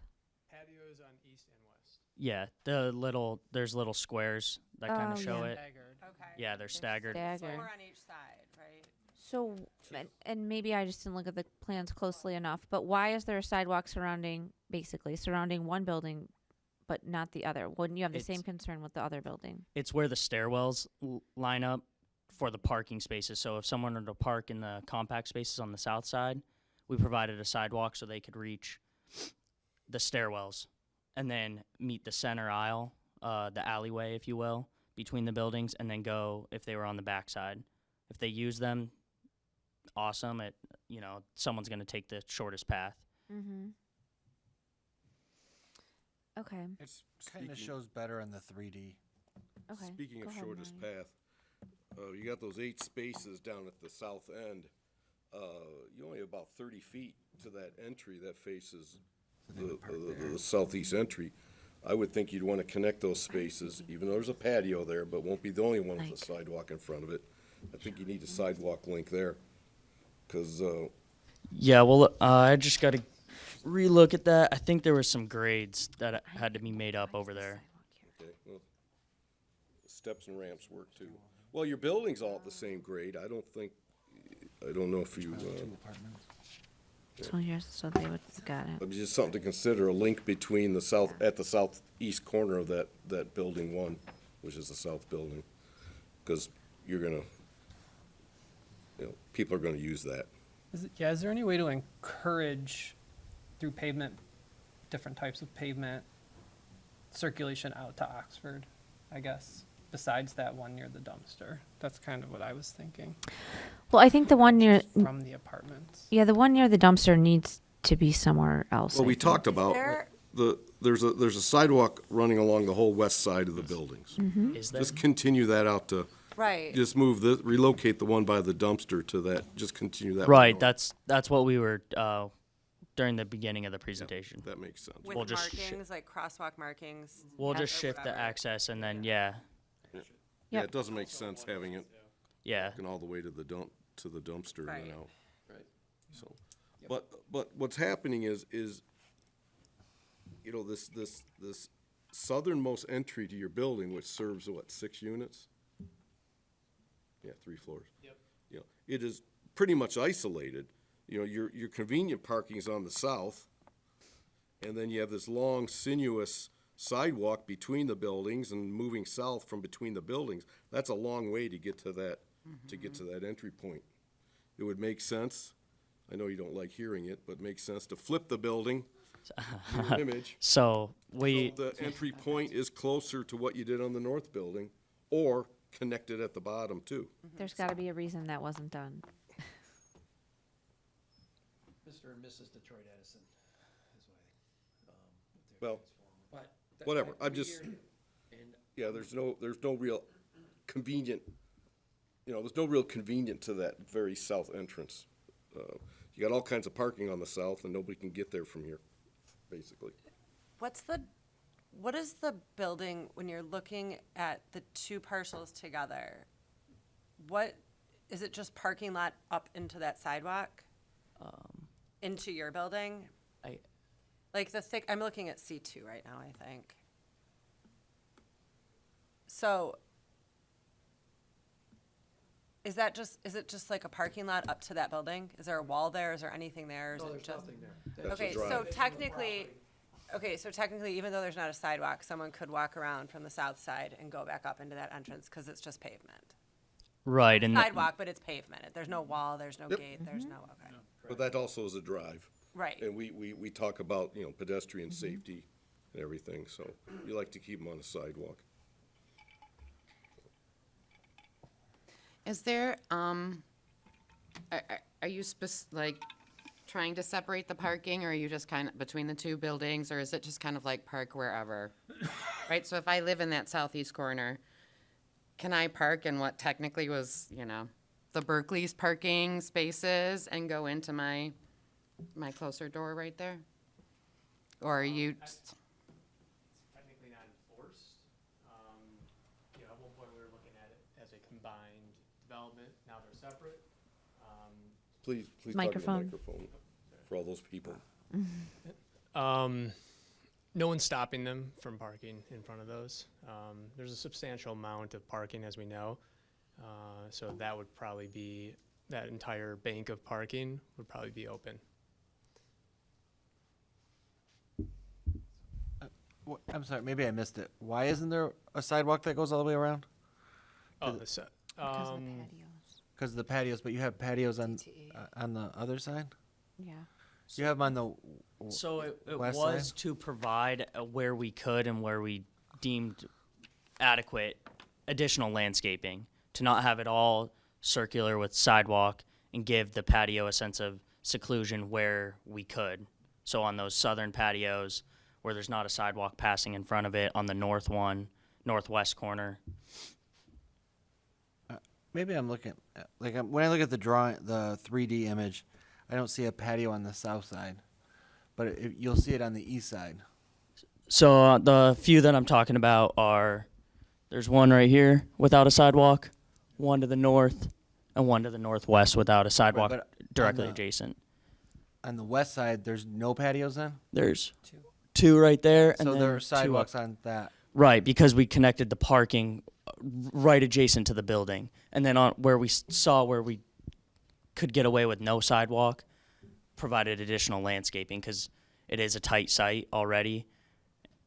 Trying to put So green if space somebody's coming, now that there's not share, or there is free-for-all parking, so they might have to walk from north to south just in the street? There's no sidewalk for them. So if they go up to like the north part of your, the grade part. Right here, you're talking about, Greg? Yep, right, like at the, I don't know, pork chop or Okay. cleaver up there. If they, but they live at the south side, they're gonna have to walk down the street? They can walk The up until entrance the in the center middle. of the buildings, and then there's a sidewalk with a ramp access that will ride the east side. But, okay, so 10 spots or something, Yeah. all right. I get what you're trying to do with the added green space. It feels, I don't know, it feels off to not have the sidewalk around for your residents, right? To make it really easily accessible to get to their building from their parking or from walking somewhere. And I would also think that that drive there, for those people who live on that east side, are going to be using it for loading and unloading. Oh, I have groceries. Let me sit here, put on my hazards, and run my groceries up, and then I'll go park my car. So knowing that people are going to do that, I almost think we should plan for that. You know, you have a little strip of lawn there that they're going to be trampling over. So, just so what I think would work best is if we were to just flip this, mimic that, balance it aesthetically, as well as remove any issues with people walking across the lawn. In addition, what we're going to achieve is actually more green space and less hardscape or sidewalk. Reduce the sidewalk. Reduce the sidewalk. Essentially, now there's this would be over here to accommodate this parking, making this a little bit more balanced as well. So I think that would be a good recommendation. So you're saying to mirror the building one, the south building? Correct. Having both stairwells closest to one another. That. And DTE will work with that? I figured something out. So. Okay. Okay, so we've got two of the items out of the way. Before we get into the dumpsters, I just want to confirm there were quite a few comments from DPW, engineering, fire. All of them seem like plan-related items, and Megan, correct me if I'm wrong, plan-related items that can be taken care of. They're more technical aspects that I assume the applicant would, of course, comply with before plans are stamped approved and any pre-construction meetings are held, correct? Correct. And correct that those are all Correct. items that can be left for staff. Yes, all of those could be left for staff. Okay. So that leaves us with a handful of other things. Next up, I think, are the dumpsters. How many dumpsters do you have for La Salette? Two. And the idea of providing two dumpsters for this particular development is basically for the ease of the residents in terms of getting to the dumpster? Correct. Waste management, just in terms of equal distance to each dumpster. I would say, based on what we just had changed or made the recommendation on flipping, I would suggest moving the dumpsters to the middle. Absolutely. That's what I wanted. Mm-hmm. Yeah. How would you service them though, with a front-end garbage truck if they're in the middle? They would be set on an angle in the appropriate Well, those- distance.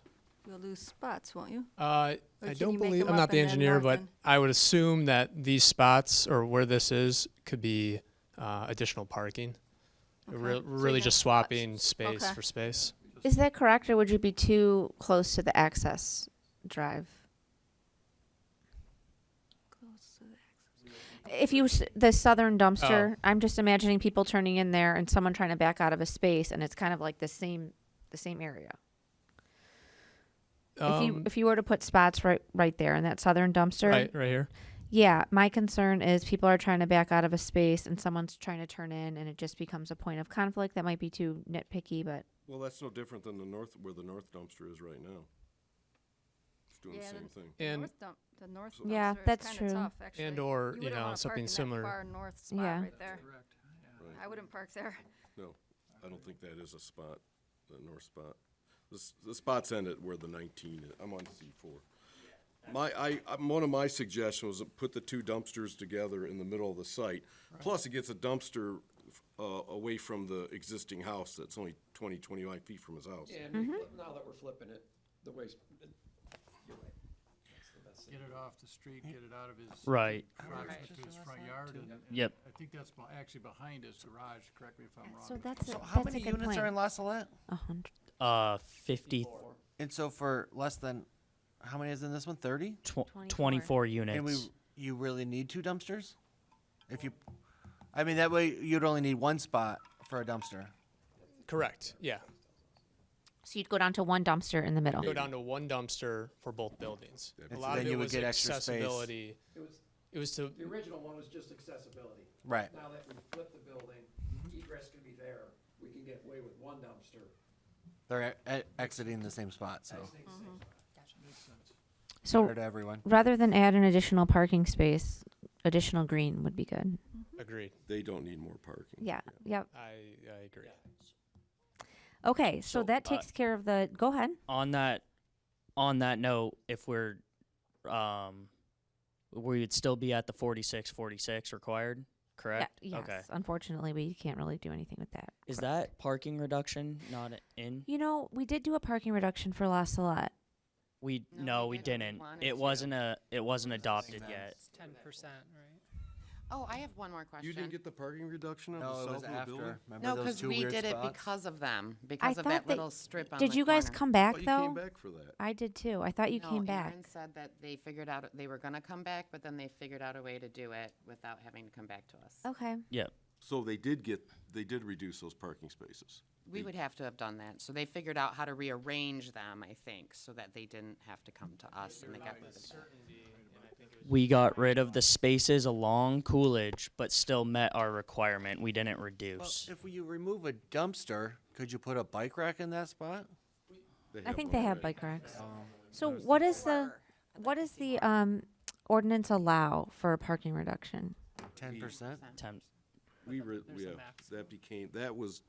We did it for the credit union Yeah. because of La Salette. I thought you came back to La Salette, La Salette came back to the city and it was approved to take those I out. did too, but maybe we We didn't have to come back in front of you No, guys. not us. No, but yes, we did remove those, I think it was 6 Yeah. spaces along Coolidge, put more green space so there's not that dead end parking. Yeah. Right.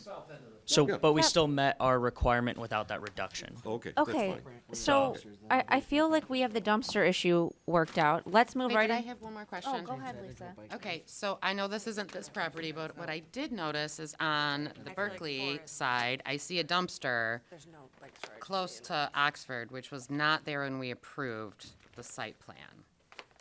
That was an amendment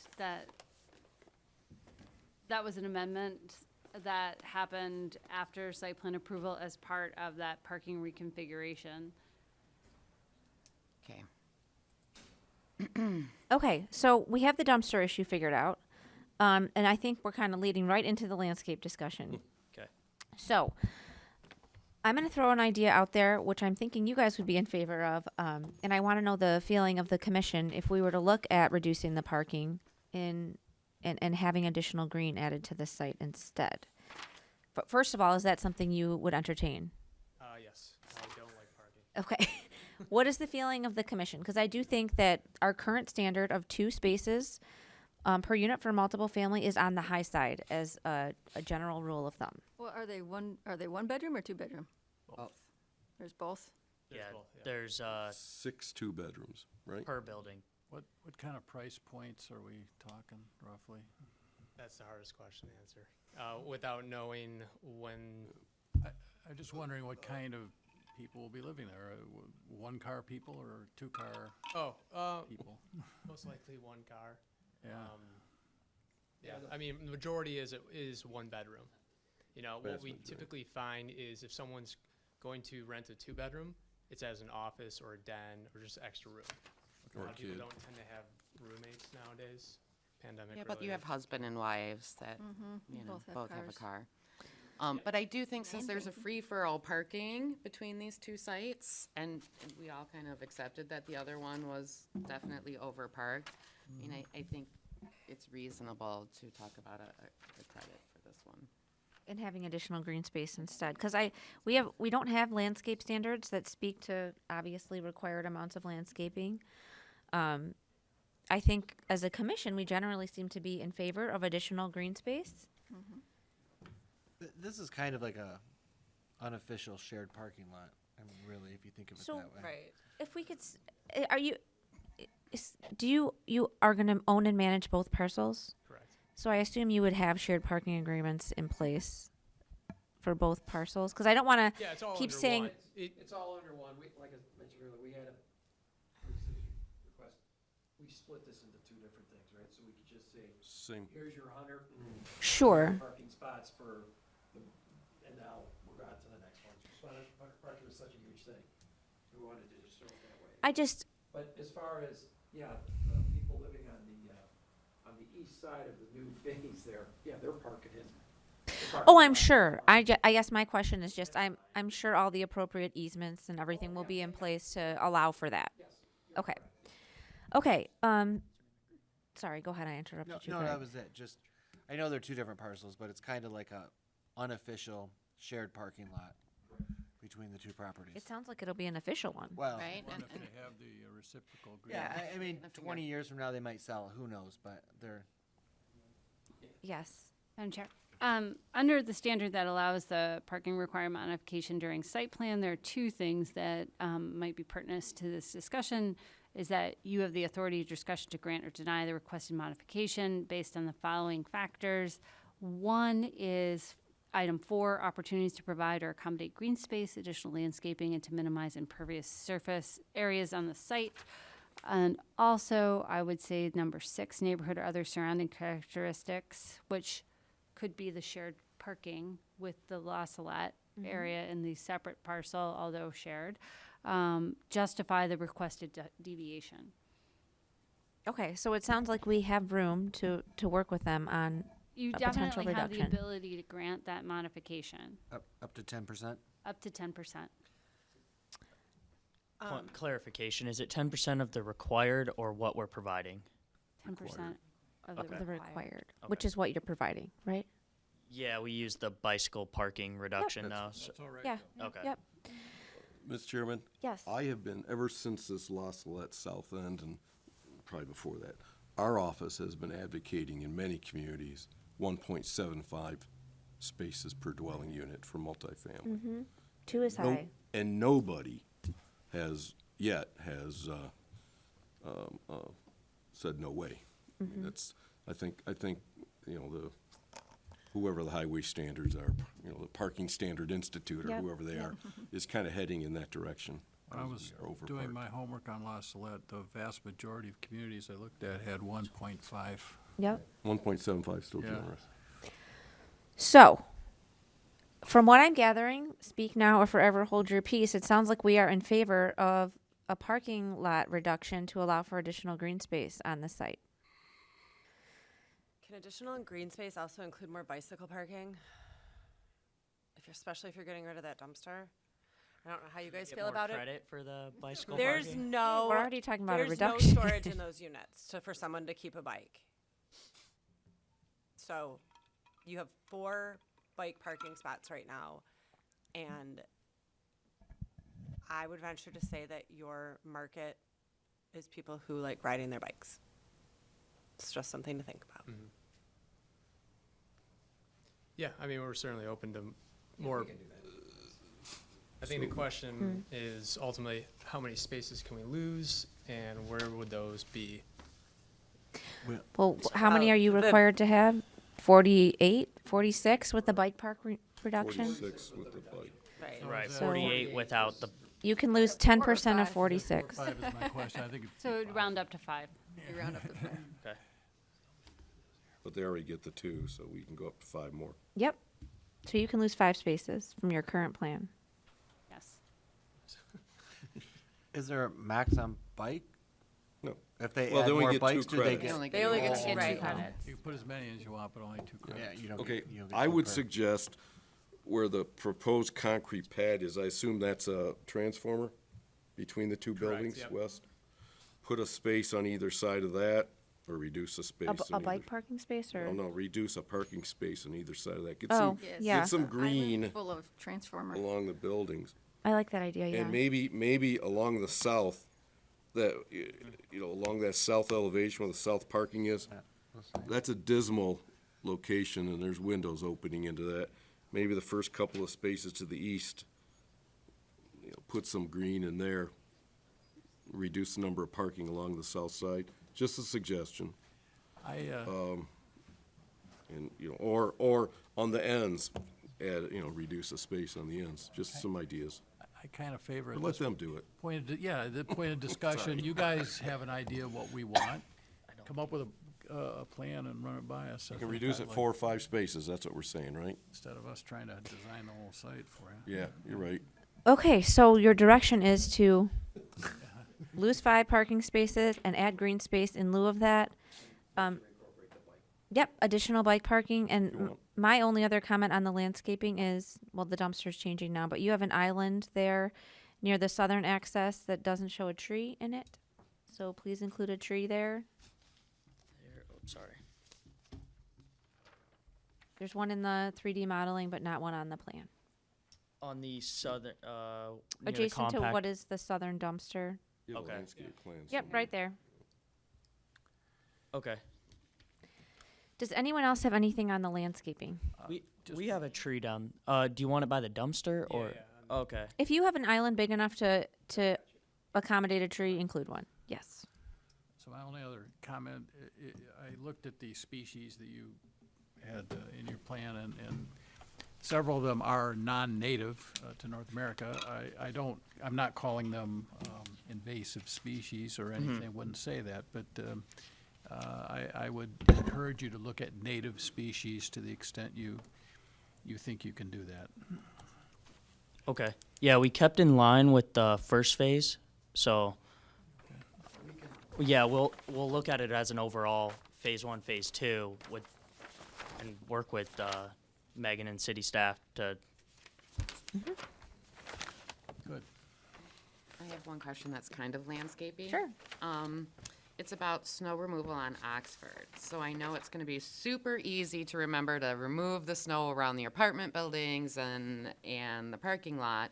But it's gonna be really hard to remember to get onto Oxford to clear out the snow on Oxford too.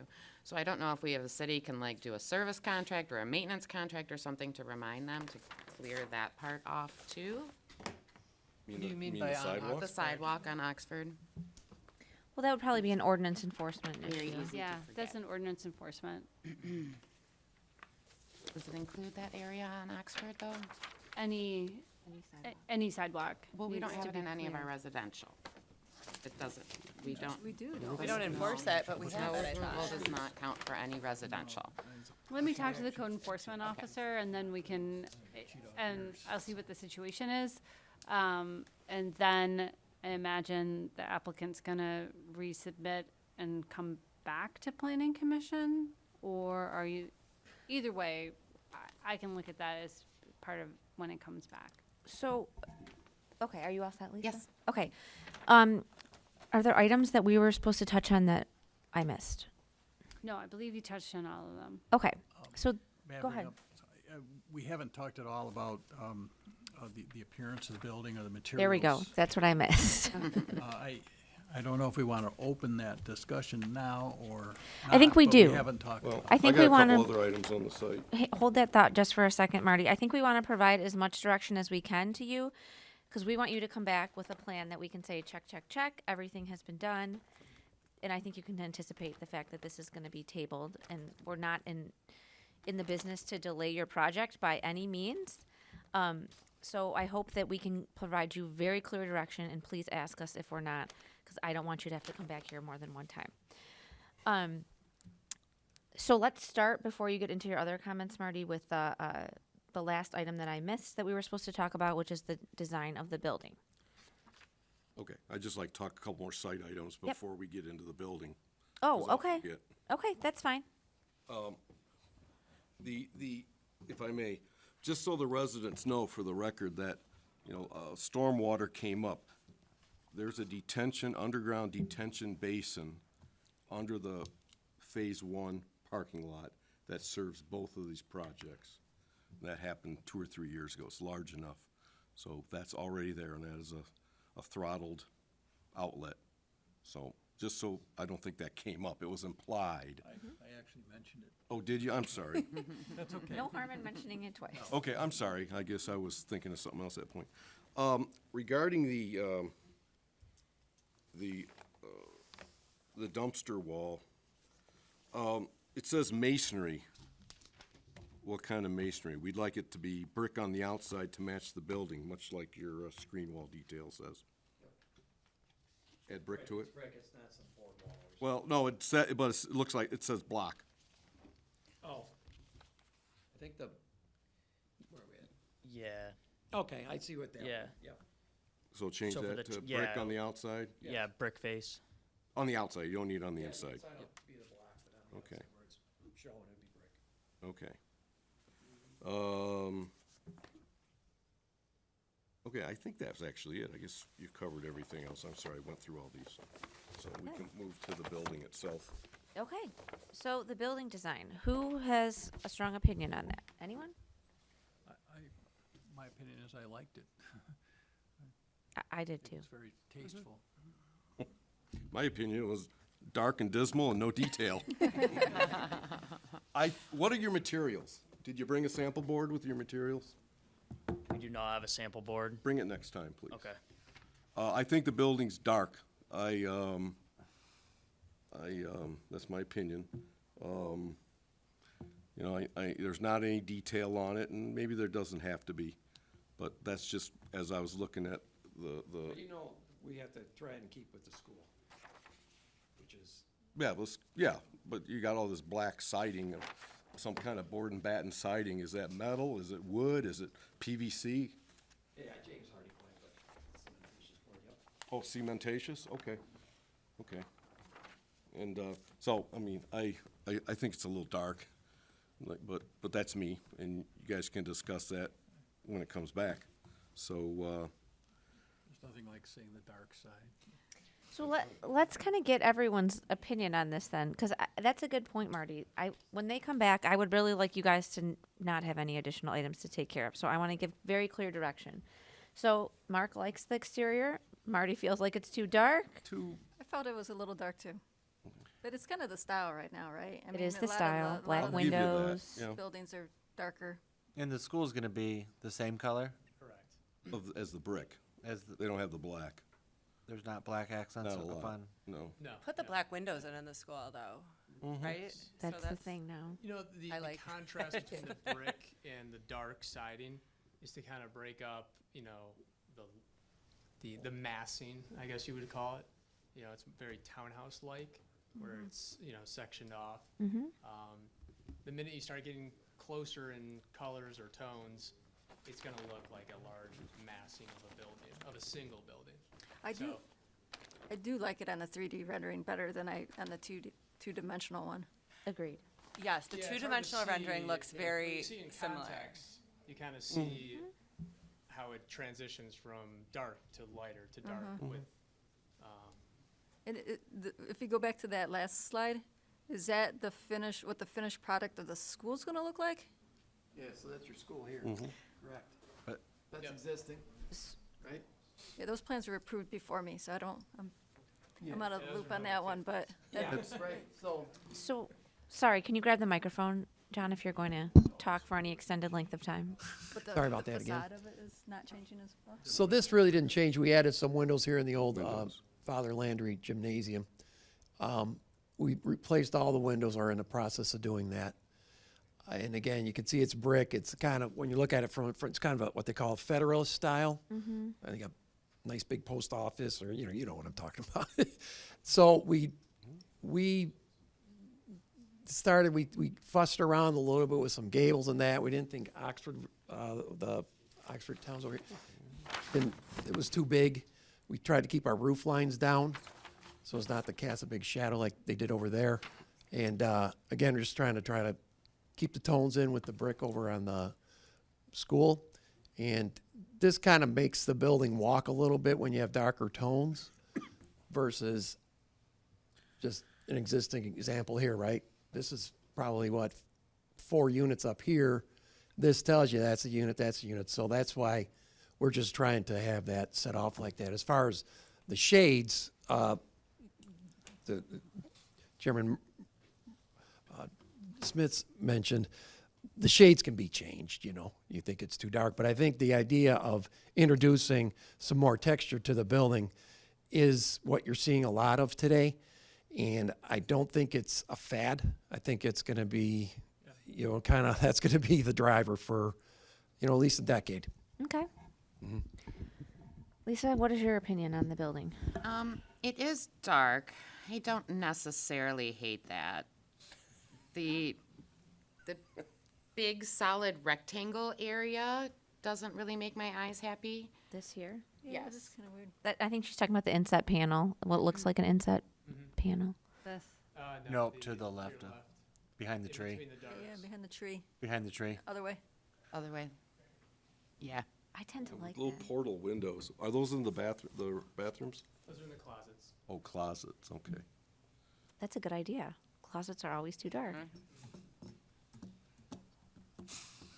That's it. Okay. I share Mark's opinion. I like the building. Greg? And same. It doesn't really matter. I like how it matches the school. I thought it was a little dark. I agree that the 3D images are a lot better than just the 2D.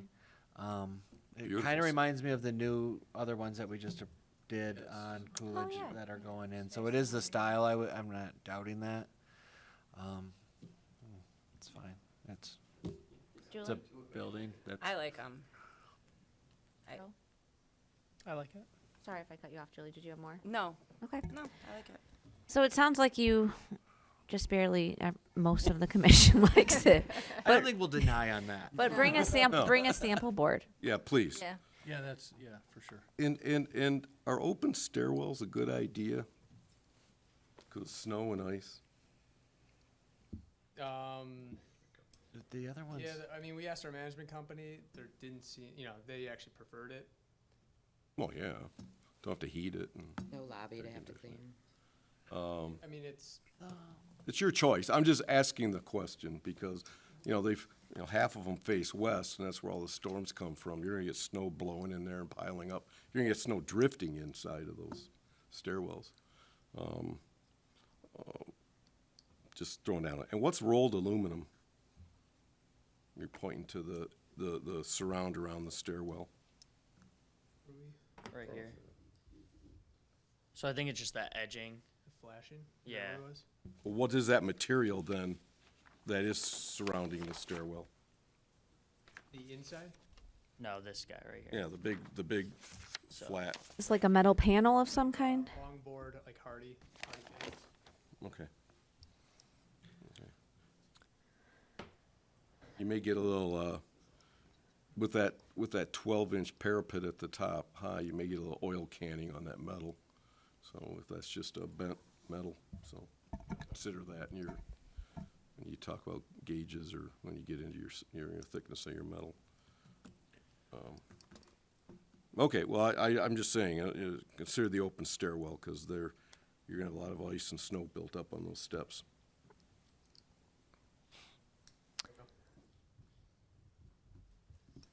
Does anyone else on the commission have any other general comments? Is there a phase 3 coming, or no?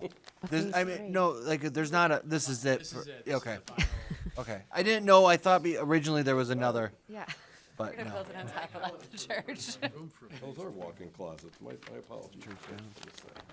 Right. I had a On their Yeah, site. go ahead, Joe. question. So I think one of you mentioned that one drive and for circular is one way. Is there a reason for that? I'm just curious. It's the one on the north end. It was again for, we're pretty much locked in on the far south end from the setback to the church. So we wanted to give as much green space. If we were to, I think that's How wide is it then? It's a 12. 22 or- It's a 12 or 15 foot lane. instead of a 24. Got it right here. Hold on. It's a 15-foot lane, and it was for site circulation for what we could fit to be able to go full circle for emergency vehicles and trash pickup, be able to exit instead of dead-end parking. Yeah, I For mean, a I just fire- from off of Oxford. Hopefully, there's do not enter signs there. Yeah, 'cause, I there mean, is signage and stop bar. That will Yeah. be there. I mean, you can pretty much, if you're coming and want to just skirt around and go around the south there, you could see if a car is coming around the building, I'm thinking, but yeah, I guess if it's only, I see the 15 here now. Okay, I mean, that's on site, so it doesn't really matter too much. I guess on the sidewalk thing, going around the building is great, but I definitely think if it can connect to Oxford and as well to the other properties like to the south somehow, because I have to believe that people that live there are gonna want to walk out to Coolidge and maybe not always go up to that one little point and not want to walk all the way through a parking lot to get out. But I don't know what the solution is because it's just a big parking lot to walk So, through. are you referring to on our property? Yeah. Yeah, Across so- the phase 1 property. Across the Phase 1 property? Yeah, or even to the south. Yeah, to go out that way or cut straight through. Because there's a lot of sidewalk around that church now too to potentially tie into. Yeah, there's a sidewalk on the south side Yeah, of that there's drive. like a pretty good network right there, but I mean, it serves the purpose of the people living there, but I'm just thinking like even people that want to walk through your property might do that too, as opposed to just haphazardly walking through a parking lot and then through the church. But that's like really like internal pedestrian access sort of thing, so. Right. We could connect it on the north side, and then if they want to walk south and use the church's parking or sidewalk to walk east to the Coolidge right of way. I don't see where we'd be able to fit a sidewalk without losing our landscape islands or Right. parking spaces and it would just be striping at that point. Yeah, that's what I was thinking, some sort of marking or different pavement. Where does the Sure. church Where do they park? Just in that parking lot on the On- far west side? Yeah, on the That's west it? side. Yeah. They reduced their chair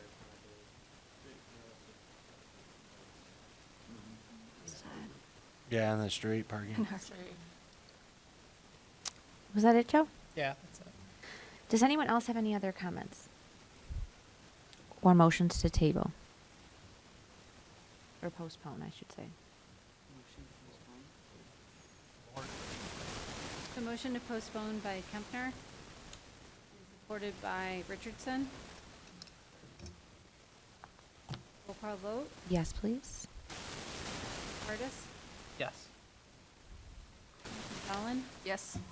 Commissioner Kempner, Yes. Commissioner Patterson, Yes.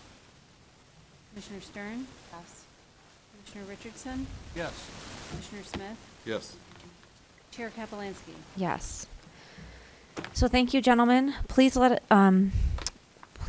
Megan know if there's any questions that you have. We really only want to see you back here one time. So, thank you for investing in the city. Sure. Yes. Absolutely. Is this just moved on to next month's meeting? Or I do we have to resubmit and get comments back and see if we get on that agenda?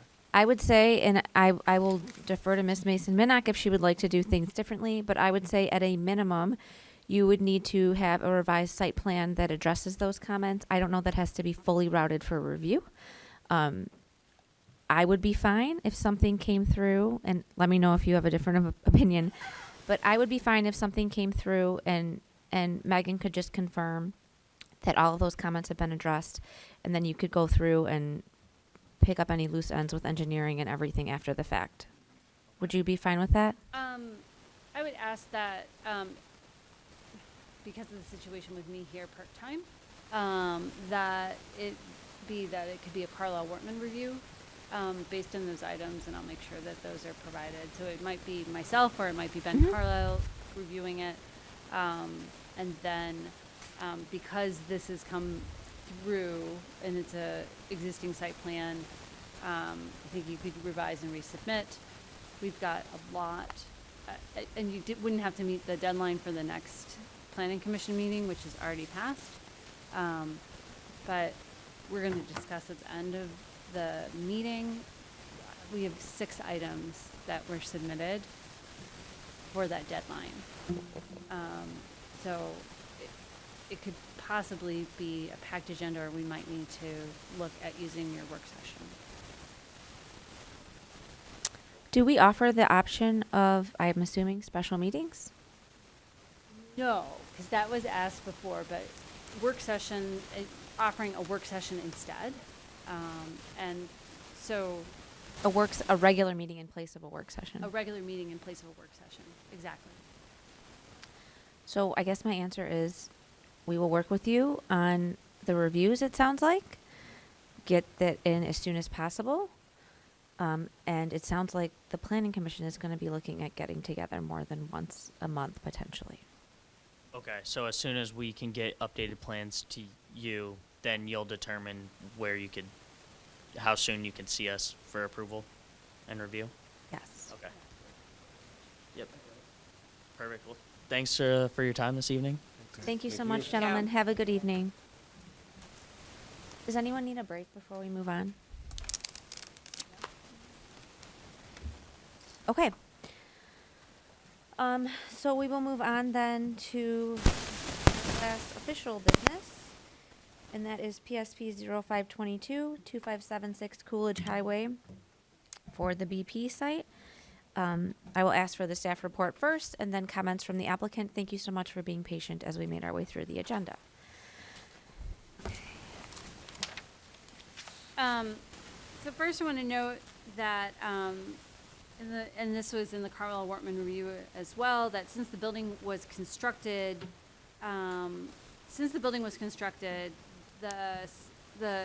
before the special land use requirements were in the zoning ordinance for a gasoline station, the site is a non-conforming use. The applicant's not increasing the intensity of the use or increasing any dimensional nonconformity, so a special land use permit isn't required.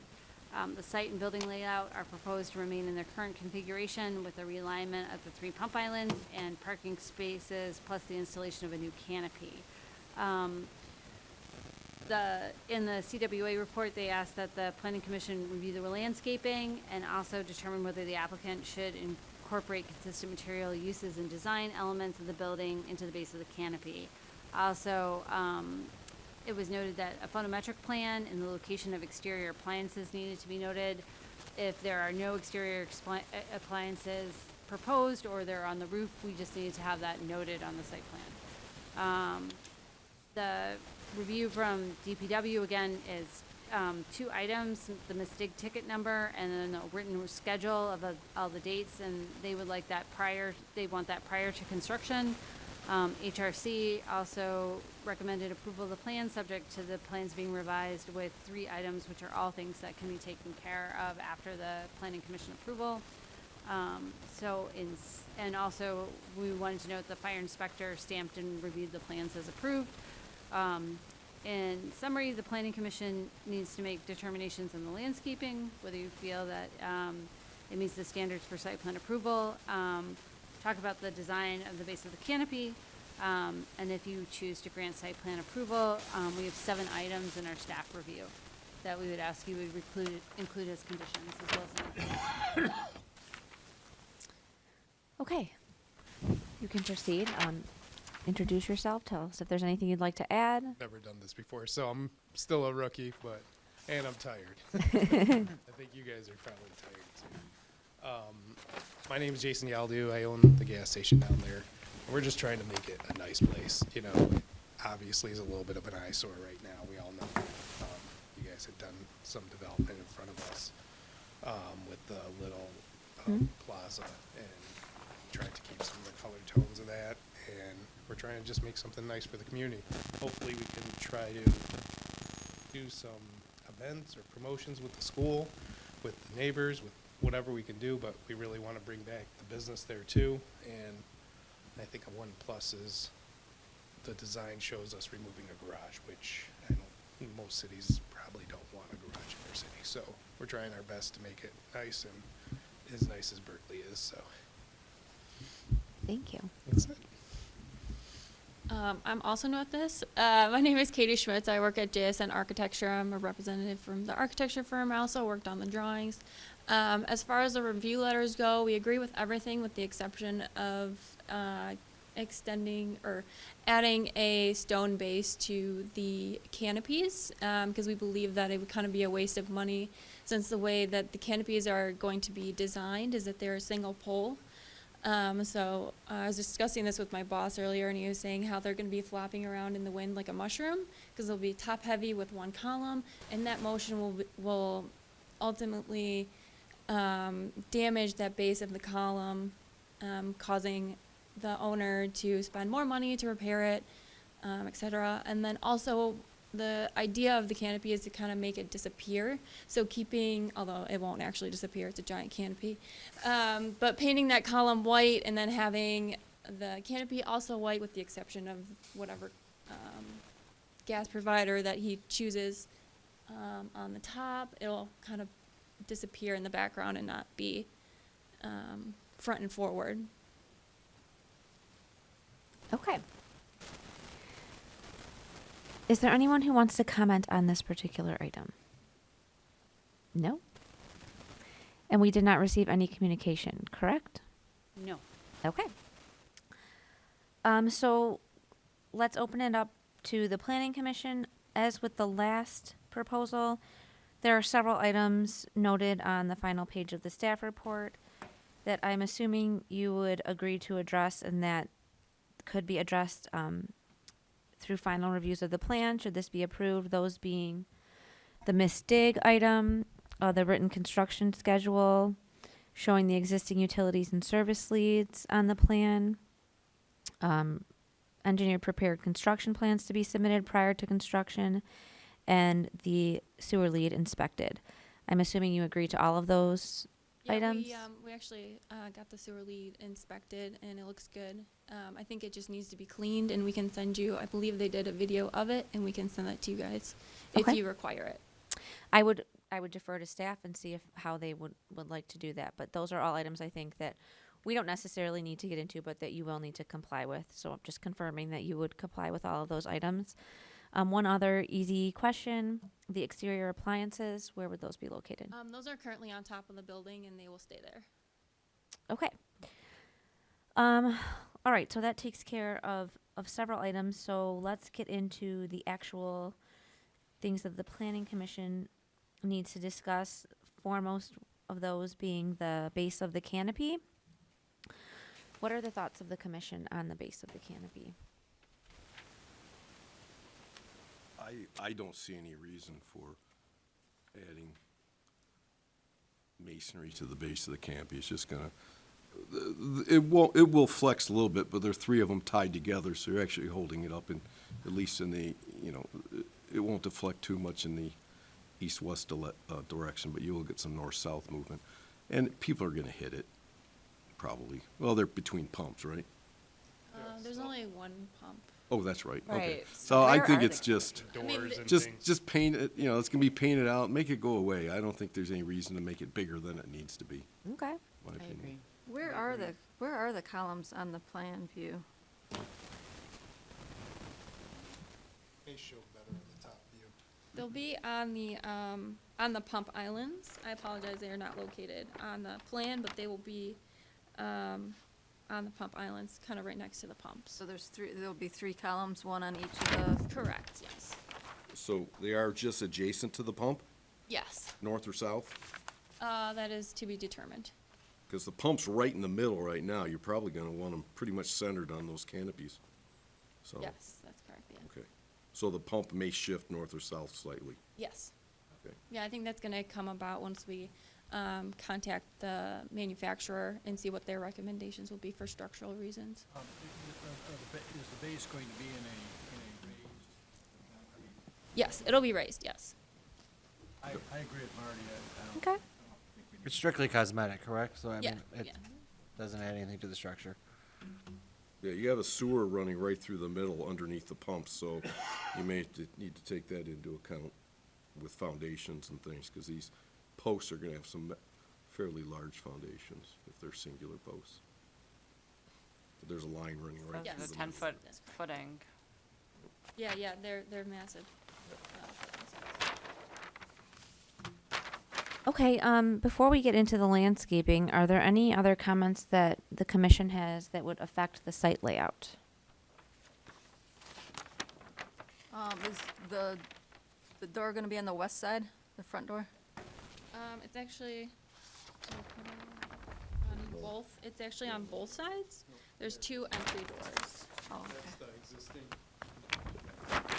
Oh, if you go back up, right there. Yep, so there's the double door at the top, and then there's also one, on the side. So one facing Coolidge and one facing Catawba. Correct. Just adding a double door to the Catawba's. And deleting two doors on the east. North-facing wall. Yeah, Those so, two doors yeah, are yeah. being removed. You mentioned the there's a car repair there right now, right? Is that being removed, you said? That's the Basically. plan here is to make it a convenience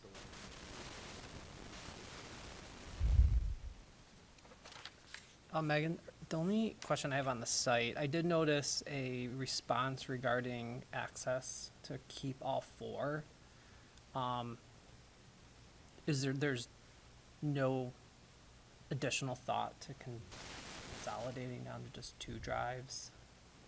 I mean, there's been a lot of discussion between myself, the architect, and Jason as well, and we came to the conclusion that it would just be best to leave it open, both for the tanker coming in and positioning for the gas, and then also the expense, because Coolidge Highway is a highway, so it's going to be astronomical compared to even just closing like the one on Catalpa. So, and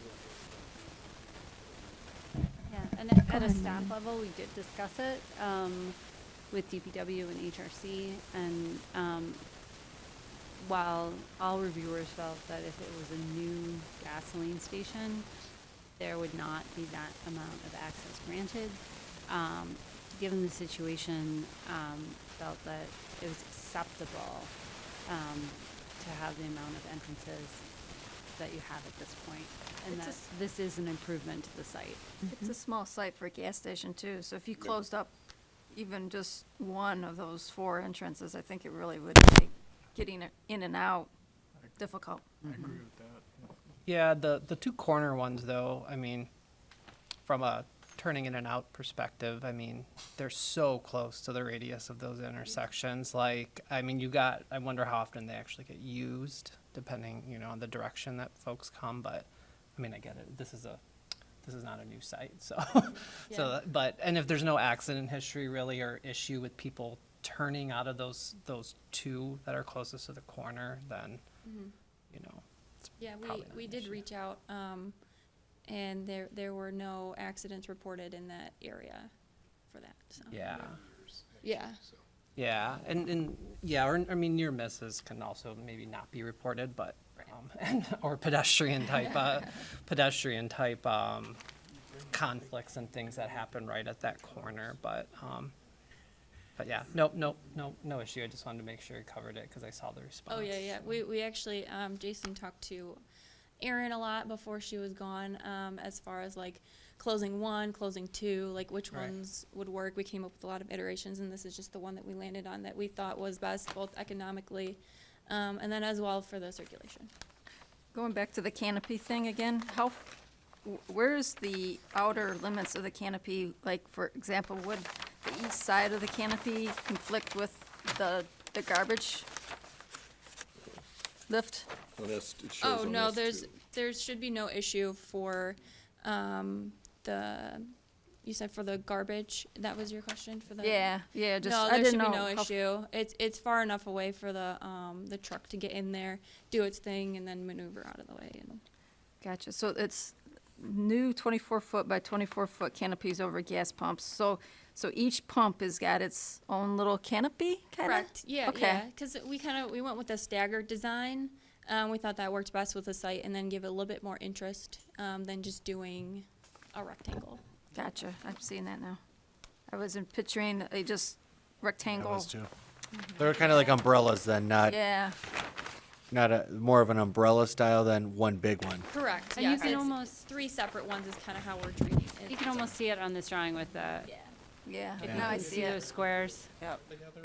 Yeah, so the manufacturer will know how to put them together, but yeah, they will be technically touching. They're gonna be built I was in thinking more of a 3 shoebox. Wow. Yeah. Not to grade your design. On the site, Umbrellas is, and shoeboxes. is there a reason for the 6-inch thick concrete patch that's like those 2 islands that abut the sidewalk? Is that for maneuverability on the site? Because I'm assuming that concrete is flush with the rest of the parking lot. Are you talking about next to the building? Is that Nope, the- nope, or- next to the sidewalk on the north near Catalpa, and then also on the west. Yeah, Currently that little, the landscaping half right now. moon thing, yeah, that, and then the longer one up top on the north side. Yeah, so those are landscape beds that will be removed, again, for circulation, and they will be level with the asphalt. Yeah, because it says concrete patch, okay. Oh, okay, well, that'll be concrete, yeah. I mean, so, but is it, It'll be level. is I it gonna think be a is kinda different your material or question. something? Yeah, yeah. Yeah, I think that area right there is currently concrete, so that's why we Oh, not the one, said to sorry, the one, a center. little more to the right, Yeah. Megan, Center of it. into the center of the property. Warmer. Right under Catalpa Right Drive. there. Yeah, right yeah, there. That, yeah, that. Yeah, I think, so that kind of area currently on the property is concrete, so that's why we made it concrete to just match what's there. Okay. Is there separation between the sidewalk? Is there a curb or something there? There is no separation. So that seems like something should be added from a safety perspective. There's a small curb. There is a curb? So, yeah, if there isn't, then we should put something there. Right now, there's planter in there. There's landscaping there, and the one Yeah. There's trees. Mr. Barr's there's talking about landscaping. on the Oh, west there side, we that's go. landscaping, yeah. So I guess let's move right into the landscaping discussion then. Sorry. No, that's Yeah, yeah, we a really segue. good transition. So is that necessary to remove that landscaping there to accommodate movement on the site? It gets into some of the things we saw with the tanker coming in and being able to drop gas, and then also when you have a trailer on some of the landscaping companies' trucks, when they come in there, it gives them more room to be able to maneuver in there and be able to park without blocking everything. So as my kids are regular users of this sidewalk, and they do it solo, so I would be a little bit concerned about the safety there. That was another reason, though, regardless, because just giving the cars more room gives them that more confidence to get through there, is my thought, at least. Add to it, but Yeah, but there's no barrier. there you can Right, that's see my it's just- concern. You know, even coming in, I understand what you're saying. There's a landscaping there that's gonna go over that. There's gonna be a curb for sure. It just would make the maneuver. How do you feel about a knee wall or something? Something to provide some sort of separation. I know that probably gets into, the maneuverability issue again. Well, they shouldn't be driving over the sidewalk. Just down the street. No, they shouldn't. Right, they shouldn't be driving on the sidewalk. I agree, but I think if that's all flat, I think it's gonna be hard pulling out. You might not see that where the curb cuts are until you're on the sidewalk, driving over the sidewalk at that island, maybe. yeah, I guess I have concerns about that. Could you just reduce the size you have now? I mean, you have 2 trees that now. Yeah, I Correct? mean, we can explore different areas to make it, or different options to make it safer. That was, again, definitely something that we discussed, is like removing these, it's removing that safety barrier from pedestrians on the sidewalk. Even like a little rock bed with a tree in it, or, I mean, Yeah. the truck would run over the rock, but it's not gonna, it'll at least stop them. Or So, maybe- something to distinguish Was S, the sidewalk from the pavement. does that show the route that I'm seeing? Like it, Sheet are you on? the S2. S2, right at the top of that page, Megan? You can Does see show- it from the shows west to tanker east. route. You see Like where it- the Yeah. tanker comes in? It looks like it comes across from the west, so it pulls Right. off of Coolidge, pulls in, takes a 90, so it can back up and, can it make that turn? I mean, it looks like a truck template, so it must be. I don't think the truck's from- actually making the turn and making a 90. It looks like the truck's, maybe. Yeah, it is. Yeah, it is. It looks, you're right, Ms. Barnes, it looks like a template It's a for the template. truck. So if that's the truck path, I don't know why the truck itself, the large tanker truck isn't gonna have an issue with an island or something there, whatever we Right. decide to I be. think you mentioned landscaping trailers were an accommodation you were looking at as well. Yeah, the landscape trailers. You get business from the local landscaper, right? Is that what you said? I don't know. Oh. I don't understand. So you had mentioned landscape trailers, so I'm Okay, I'm sorry. an accommodation for maneuverability. So, yeah, we do get, because the city does have a lot of landscape companies in it, I think, or I don't know why, but we get traffic flow for landscapers often. Because what I think we're saying is, based on your truck turning template, it looks like if the tanker can make it without needing that additional pavement. I think it gets tight is the thing. It probably does What get other tight. trucks do you have delivering stuff? You got like a beer truck or? Do you anticipate food trucks? I mean, not food trucks, but delivery food trucks. Bigger than the tank. Yeah. Yeah, probably just like box truck size. I don't see any, yeah, I don't even think. Not like a Do we, semi. do we have a requirement for loading zones? Some of the soda companies do have some, but I think the tanker's bigger from just looks of it. I don't know. So I think we need to come up with, at least in my opinion, something to make that safer. There has to be a barrier. There has to be something to keep sidewalk traffic off of your site and your traffic off of the sidewalk. Or at least justify why you need to. Could you reiterate your concern about that, about having to have a barrier there? Separate the pedestrian sidewalk from the paving. Otherwise, it's just one giant So you're pavement. gonna get people parking there, I don't know if they'll park there, Marty, but I mean, they could. they'll cross it. But my concern is them crossing this Yeah, you're right. that area and infringing onto the sidewalk. So me, a pedestrian, is on the sidewalk, and I'm staying on the sidewalk, and then That's theirs a now. car is pulling out Yeah, but what they're saying and is they're ends gonna up fill it in clipping the with concrete. sidewalk to get over onto the drive aisle. So your concern is keeping the cars off the sidewalk Yes. more so Yeah. than the pedestrians off? That is my concern. At lunch hour, there are a There's a lot of kids walking from high bazillion school. teenagers I wandering mean, back right, there. my daughter's there every day. But I agree. We have the problem at my office now where you don't see where the curb cuts are. And I have left my office building and turned right onto 12 Mile Road, going over a curb. Because it looks like there should be a curb cut there.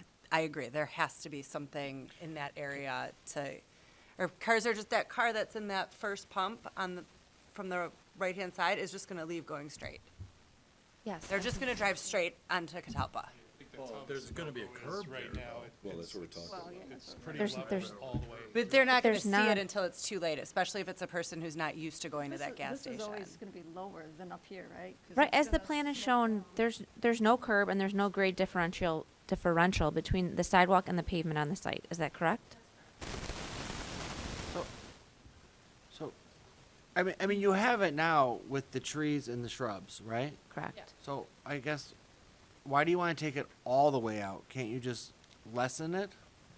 I think that would solve all of our concerns with safety. People will still see it's there. And if you need to bring it in a foot or two, that would give your tanker more room. But it would still be a visual for the car, not to just, I see what they're saying. The cars are going to come off Coolidge. They're going to fly up to that first pump, hopefully. Or not hopefully for you, for your business. But they're going to turn to get to the store there. So if you just put the rock garden that you have out there, right, same. I mean, right now out front you have 3, I don't know, dozen bushes and a couple of small trees. Maybe just take out a couple of the bushes. You still have the trees. You still have your rock garden. You still have the lip.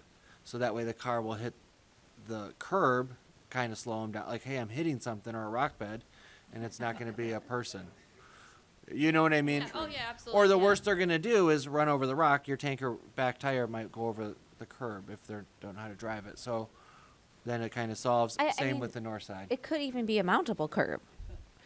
You know, if you look at an example in a roundabout, you have a mountable curb with some distinguishing pavement to look pretty, but trucks can go over that if they really need to. So you could have a mountable curb with a stamped concrete island.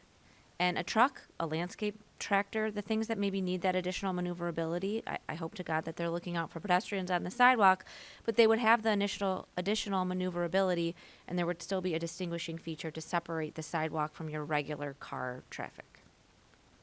Yeah, I mean, our job is health, life, and safety as architects. So I totally agree with what you guys are saying, and we can explore different options to create a more visual barrier between the sidewalk and the parking. Okay. I kind of went on a tangent there with that, so sorry, Can I guys. ask a question about that? Will that delay me being able to proceed, or will I have to come back and do? I'm just trying to, because we're trying to get this done before winter. You know, like there's just so much has to get done. So, let's talk through remaining issues.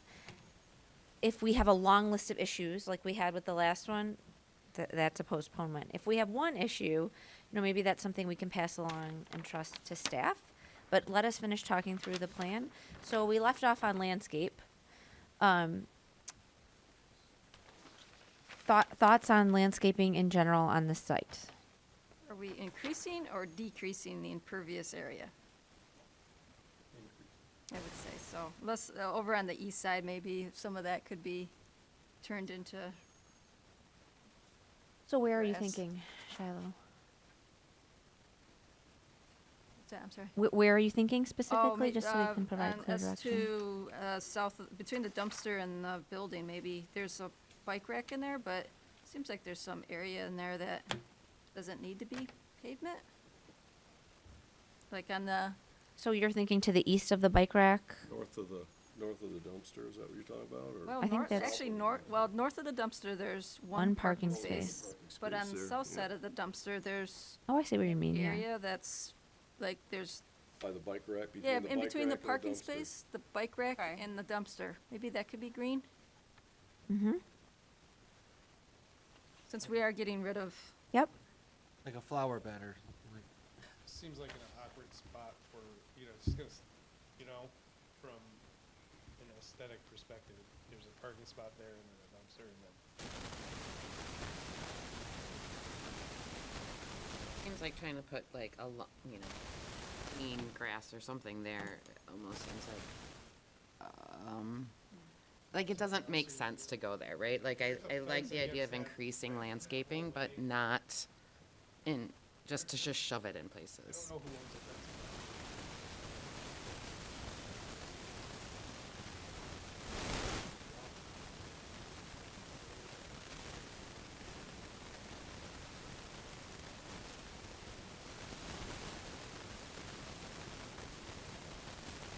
Is that what borders the alleyway to get into the student parking lot is what borders Yeah. your Yes. site, right? Okay. That's probably, I get what you're saying about the awkwardness of that location, but that seems like the only space that's available to add green. Or back to the curbs, like that could be another spot, put some green there, instead of just standard concrete. They already are green. Yeah, they're losing it. There's another one that they're losing too, though, on the west side. Yeah, I don't see the reason to take that one out. That's not hurting anything, the one on the west. And that was just for circulation, so if you have a car parked at a pump and somebody wants to try to squeeze by, there's, it should be enough room for another what, car. to But cut you the get corner? but you get two Yeah. curb cuts over there, so Yeah. you don't need this. People are crazy and they will go When they're wherever they driving on wanna the go. sidewalk, So all the more they- reason they that you would, need but to have that. I think- All the more reason you need to have Yeah, that that one would there. really encourage people to drive on the sidewalk if they're trying to squeeze Trying to by. get past a car. Yeah, that's the point of having a barrier there, so, throttle that down so people don't do that. Because if people are doing that, they're skirting the sidewalk. Mm-hmm. I don't really see any other place. To the south of the dumpster, in my mind, I'm thinking of those metal planters, something kind of green, Yeah, like what they have at movable, mine. yeah, for the winter maybe. You know what I'm Cheaper, thinking? too. I'm thinking cheap too, but the One of those big square concrete, yeah, they're Not the- horse not- troughs is what they yeah. are. Yeah, but yeah, no, you I know know what maybe exactly those what you're like talking about. rectangle Yeah, concrete yeah. ones that are like nice that you can plant stuff in. So back to the question of the landscape island that's being removed along Coolidge, along the sidewalk. Are you amenable to including that as landscaping? I think so, yeah, I think, yeah, it's already there, so then there's no cost to him to do it and just add new landscaping, so yeah, we can keep that one. Okay. One suggestion too, so on the plans on Catalpa, it's showing like there's really nice defined curb cuts, but it's really not that way. If it was surveyed or whatever, I maybe adjusting that a little bit, because it kind of makes it look like it's a defined sidewalk there, but it's really not. On the north, like right north of the, what we're talking about with that area. The same thing with the drive at the school, pardon? On the whole Catalpa side, you mean? Yeah, I know that's not your property, that's the public right of way, but it's, doesn't look very good right there. The street and everything, it's definitely doesn't have the, actually Megan has to, if you could scroll down a little bit. Yes, absolutely. Yeah. Otherwise- Oh, the other way, sorry. Google Earth's working. Right there. Those curbs are really not, they don't look like that along that whole stretch at all. It's flush, everything's been overlaid and flush there, so it's just like a big swath of pavement. Because at first it kind of looks like it's going to be improved and like that would be a really nice little walkable area in between there, but it doesn't look like that at all. I was always wondering, like, if it's really not your problem. It's like, it's kind of a weird widening. It looks like it's beat up. Oh, yeah. It does a weird alignment change. Actually in front on the side. I saw that, yeah. So, W office. So it sounds like you are agreeable to, and the commission would suggest that you retain the landscape island along Coolidge?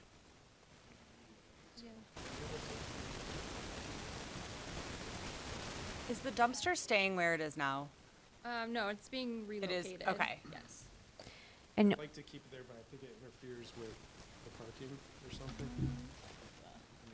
If I didn't have to move it. The reason we moved it was to get more parking, the pull-in parking at the building. So if you guys rather it closer to the building. You're gonna, if we keep it where it is, then we lose parking spaces. And that was something, I think we just barely hit the I think so too. required parking. Would you also be amenable to planters? An addition of planters at some areas on this site? I want to do stuff to make it as pretty as possible.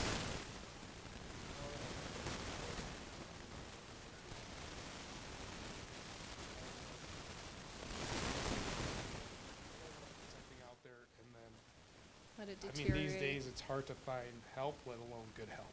So just we could try it, you know, but if it looks like it's So, overgrown, it's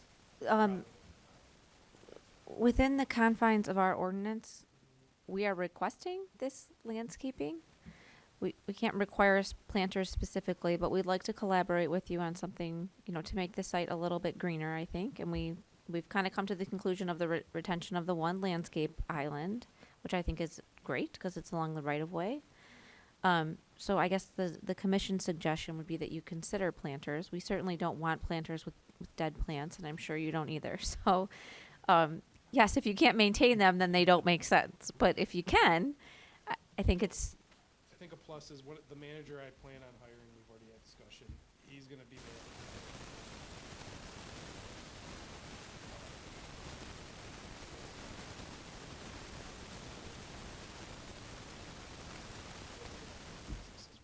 Madam Chair, just so I know what.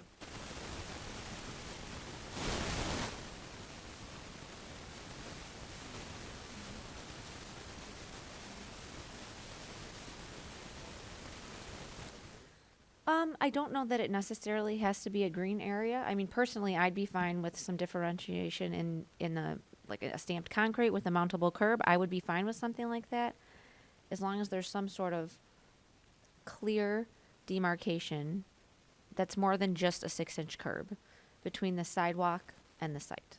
All right, just to finish my question, we're abandoning the idea of a lawn next to the dumpster.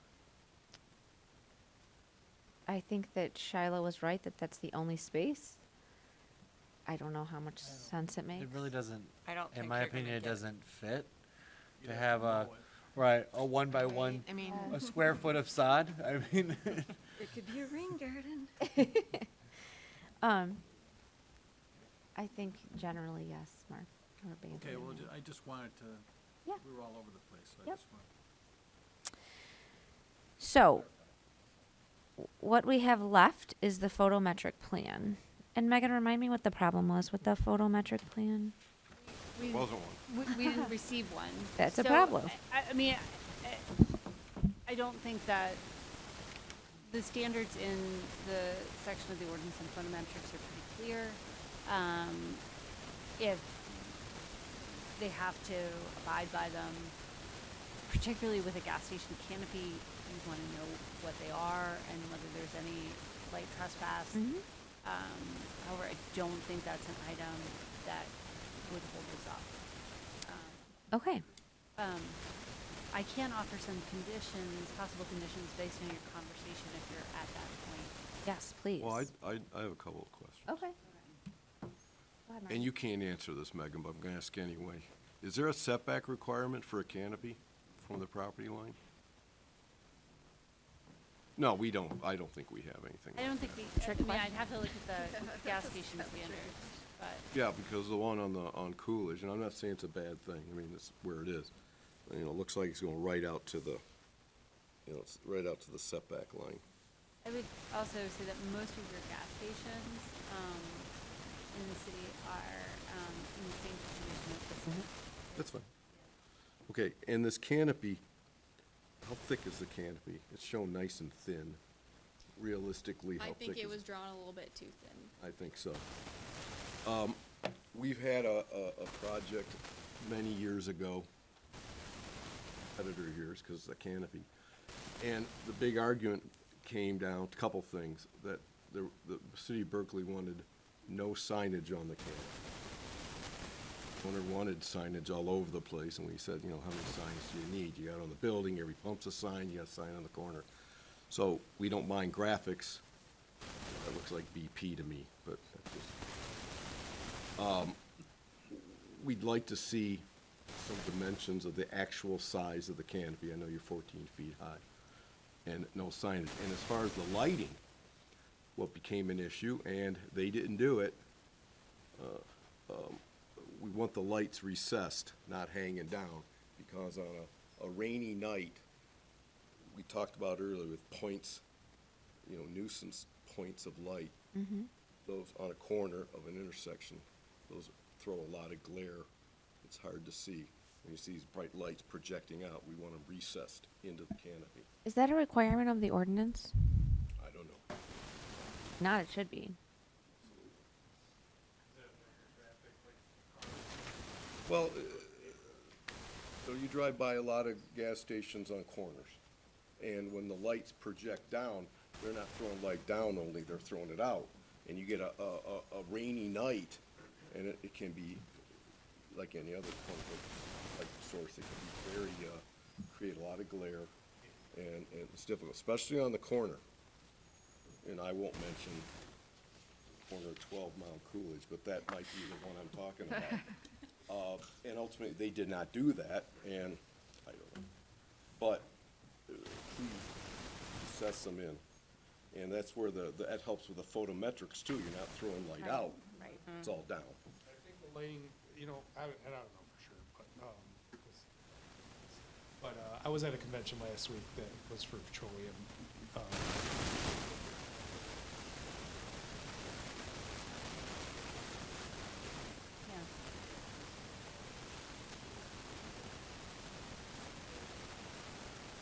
I think we have an answer. I think we have an answer. So, section 138-43, item E3 says, any canopy structure used at a business location shall have recessed lights with diffusers that do not extend below the surface of the canopy. If, and item 1 of our letter, of the staff letter says a photometric plan showing compliance with section 138-143 is submitted. Okay. And they will That's be it. recessed, yes. Yeah, but I think your canopy looks very slick and thin, but I think it should be thicker than that, like a real, and maybe you don't, Like a standard. Yeah. maybe you don't even know yet, but I think that's something that, before the canopy is approved, we don't wanna, and I'm gonna propose this, we don't wanna upset or delay the site plan approval, but I think they should come back with the canopy. As far as the elevate, we don't know, I mean, we don't know what we're approving. But If the configuration is the same, the 24-foot square is fine. But as far as the thickness and the lighting and everything, I think the planning commission would want to see that. Is that a building department issue or our issue? what, so say they come back and it's double the thickness. What are we, Oh, I don't know. That's up to the planning commission to decide. but we you- don't really have, But I don't know, you're right, but I don't know if they can fit, you're gonna have a little bit of a parapet, you're gonna have a roof thickness, you're gonna have structure. This canopy's showing this thick, I don't know if you can fit all that in there. But- With recessed lights, those things get big with the transformer. but so say it's 3 times as thick as what's shown on the plan. That's fine. Is there anything in our ordinance that says That's my point, I guess. we can't approve that? No. I don't think so. I'm just saying, we don't know what we're approving as far as a canopy. Except that the lighting has to be recessed. Right. Which is not really our problem. If it's not recessed, then it's not gonna be approved through. Provable. Right. And So, I mean, it's a canopy. Whether it's green or 10 feet thick, maybe is too thick, but 5 feet, that might be a different structure. But even if it's A 10, house up there. say it's 10 feet thick, that's It's kind of still a a- tongue twister. It's not I up know, to that's us to why- decide if that's okay or not. Correct, we have no Right. purview Right. over that. Right, there's no way But I it'll don't be think 10 it's our feet. issue. What's that? I think it's an important issue, but I don't think it's our issue. Right. More No, I don't concerned think with it's- signing Department and issue, banding on the Not going in, canopy. I mean, we Which don't wanna again, we make have it no look purview awkward over either, either. so. Right. not We It's don't- gonna be an apartment gonna be building up on top of it. It's like And the a- bigger it is, the I don't more know it if that's costs, considered so, design you know, feature. Right, yeah. Yeah. yeah. The biggest issue is the recessed lighting. I would say that if there's just a banding of color, Shiloh and I were discussing offline, which we shouldn't have, whether the banding is considered a sign, I would say if it's just a color, no, it's not considered a sign. I agree. But I also don't think we have any purview over that That's either. fine. I can I can provide some context on the sign ordinance, because I have reviewed, for the gas station that will not be mentioned, I have reviewed a sign permit for them specifically on their canopy.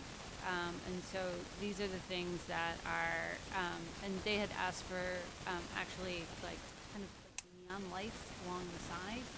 Our ordinance does not allow that. It would allow downlighting that's recessed under a canopy structure, as long as it doesn't shine. And then you do have, you can put a sign on the canopy. However, then if you put that on there, you have to think about what your one wall sign Right. is. So, but that is all under the sign ordinance, which is not part of the site plan approval standards because it's a separate ordinance. It's Right. not within the zoning ordinance. And you corrected me, that's why I remember they wanted it on the building and the canopy, and that was the thing, take your pick. Because they have a pylon sign, as do you, I believe. Yes, yeah. So they wanted them both, and the point was choose, and that's what you're saying. And your sign ordinance is Yeah. very strict. If something is a non-conforming sign, it can't even be the facade, the nameplate, the plate can't even be replaced without a variance. Do you have other items, Marty? Well, Any other just as far as the building, you're pouring a lot of money into this building, and I commend you for it. It looks a lot better. Is that stonework? Is that thin stone glued on? Is that- Yeah, so actually, I do have some material. Someone brought materials. It is in our ordinance, by the way. So we specified, something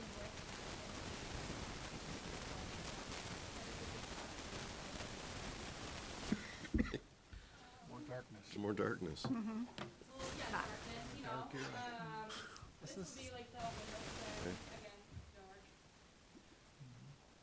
And then to go to your stacked stone, a lighter color, and it is the thinly set, that comes in sheets. And they'll be held up above the grade, because that'll fall off with, and it wicks, okay? You're not worried about that getting knocked off the building around where people walk and salt and snow blowers and snow shovels and stuff? I think so, but, okay. And then we're proposing.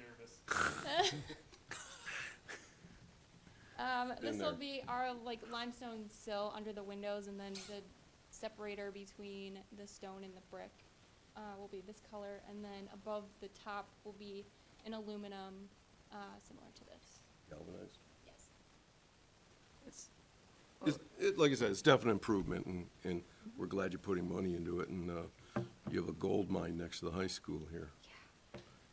With a convenience store. Those kids are cheap. I have a question on the materials. Hoping on the residents more than Wait, hang on a second, Joe. Did you have anything else, Marty? No, I think that, and again, they're going all four sides of the building, which is good. Even the side nobody can see along the alley at the high school, and Well, it says That's a good proposed thing. east side elevation says existing black wall to remain and be repainted. Yeah, so we're gonna paint that the same. but they're putting the metal That same color as the brick. siding above it and everything, Yeah. so they're basically redoing that. Yeah, I'm sorry, I'm done. Okay, Joe? Can the, I don't know if this is sign ordinance, but can the pylon sign receive these same treatments? Or is that out of the plan sign? So the pylon sign has its own requirements. Okay. In terms of setback height, and sign area. And so, again, if it's non-conforming, it would have to, it would have to have a variance. If not, they can just replace it. Okay, but that would, because right now it says existing gas price sign to remain. Yeah, oh, that. So like, that- they can't dress it up on the bottom, just like the, They like you were could, talking they about could dress it up on the bottom. as part of our process or the sign ordinance review? The sign does not require it's a certain, there's a certain treatment at the bottom where I think what you would be within your purview to do is require landscaping around the base of the sign. But Okay. How do you feel about landscaping the base of the sign? We do have that proposed, yes. There'll be new landscaping. Oh, in yeah, that you do. area. Yep, boxwoods and junipers, yes. Same plantings all around. Okay, anything else, Joe? No, that was just that question. Megan, could we hear the suggested conditions? You could,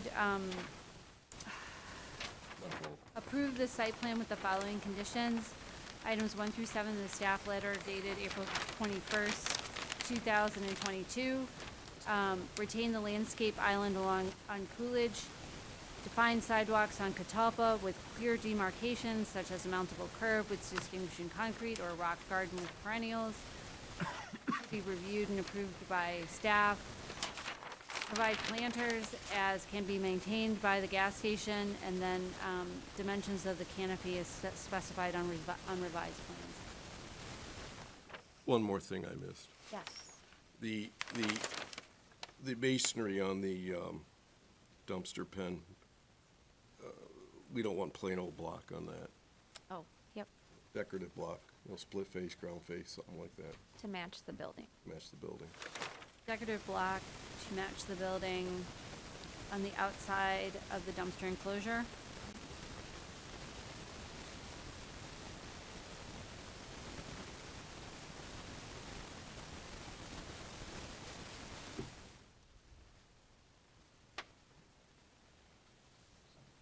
Go ahead, Greg. If I make a motion, should I have been writing all that down, or can I just reference Megan's? You can reference conditions Megan. just You can listed? just reference those, yes, and we can put those in Thank the you. minutes. I would like to make a motion to approve PSP 05-22, 2576 Coolidge Highway, with the recommendations and conditions set forth as just stated. Support. Okay, we have a motion and a second. Any changes to the motion? Could you call the roll, please, Megan? Commissioner Vargas? Yes. Commissioner Dolan? Yes. Commissioner Kempner? Yes. Commissioner Patterson? Yes. Commissioner Stern? Yes. Commissioner Richardson? Yes. Commissioner Smith? Yes. Chair Kapelinski? Yes. Okay, congratulations. Thank you job for on your first time. investing. Good luck. Did great. You're pros now. That was, So if there is a setback requirement on the canopy, just I'm just curious, I don't see I one in doubt it. anything that, I've never if seen there's any structure, I didn't know, because some of the design was due to the setback. yeah, I have no idea, Our canopy would have been over that. yeah. I was just curious, I don't know. I have a curious question. What kind of food service are you anticipating? So, the manager I'm hiring is head chef in restaurants, and we're debating right now. We're gonna Okay. probably do just our own bread, no sandwiches, and then anything that's easy prep, because right now, staffing's very hard to find. Yes. Side note, one of my coworkers in Berkeley is really, really, really upset Atomic Dog closed and would really like a hot dog place. That's a great idea. And thinks that it would be That is a good amazing for idea. the high school and amazing for him. That was his request today in one of our meetings. I was like, if I can work this into my planning commission meeting tonight, I will. So, Hot dogs are easy. Opportunity given. Tons of ideas that we put A hot dog stand in the landscape, down. right now you're. We have tons of ideas right now. just don't So bring a food hopefully we truck can in. get Don't have room. busy enough to staff it and really make something nice, but I don't think we're competing with Mr. Kebab because they're delicious. So. Okay. Well, thank you so much. luck. Good luck. Thank you so Good luck, much. guys. thank you. Nice to meet you all. Have a good evening.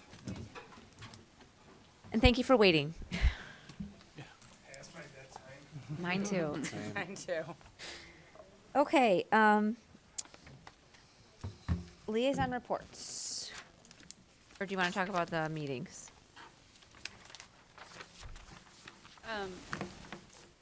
I really do need your input.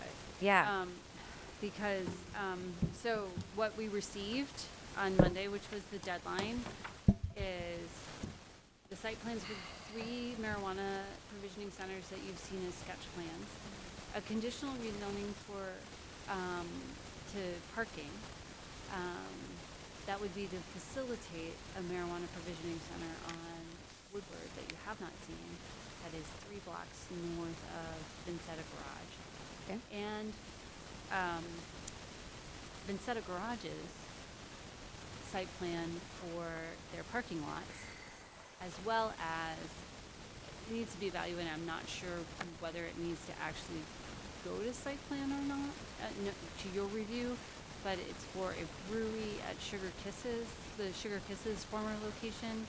They do have an outdoor dining, and so we need to go back to the applicant to see whether they're looking for that in perpetuity, which then it would be a special land use in front of you, or whether they just want to operate under the resolution that allows outdoor dining within an administrative permit through the end of the year. So we have 5, maybe 6, potentially. Brewery? Brewery. Is that gonna be a problem? Because aren't they right on Catalpa at, school? They're one block, they were, The school property behind them. we met with them, and then they've gone through some legal review, and I need to go back to them because I'm going to need to speak to them anyway. It was unclear whether the building that was behind them, which is the storage building for the high school, but also used as robotics, would be within whatever distance you need to have for an alcohol license. But isn't the field there, the practice field is school property too, I believe? I could be wrong. Again, we talked to them about that. They were made aware. They submitted a site plan. We just got it. Oh, okay. Everything hasn't been reviewed. So, plus the ordinance amendments that we discussed this evening. So that's 7 agenda items. So the priority should be development proposals that come in. I'd love to get through these ordinance amendments, but we should prioritize applicants. Okay. And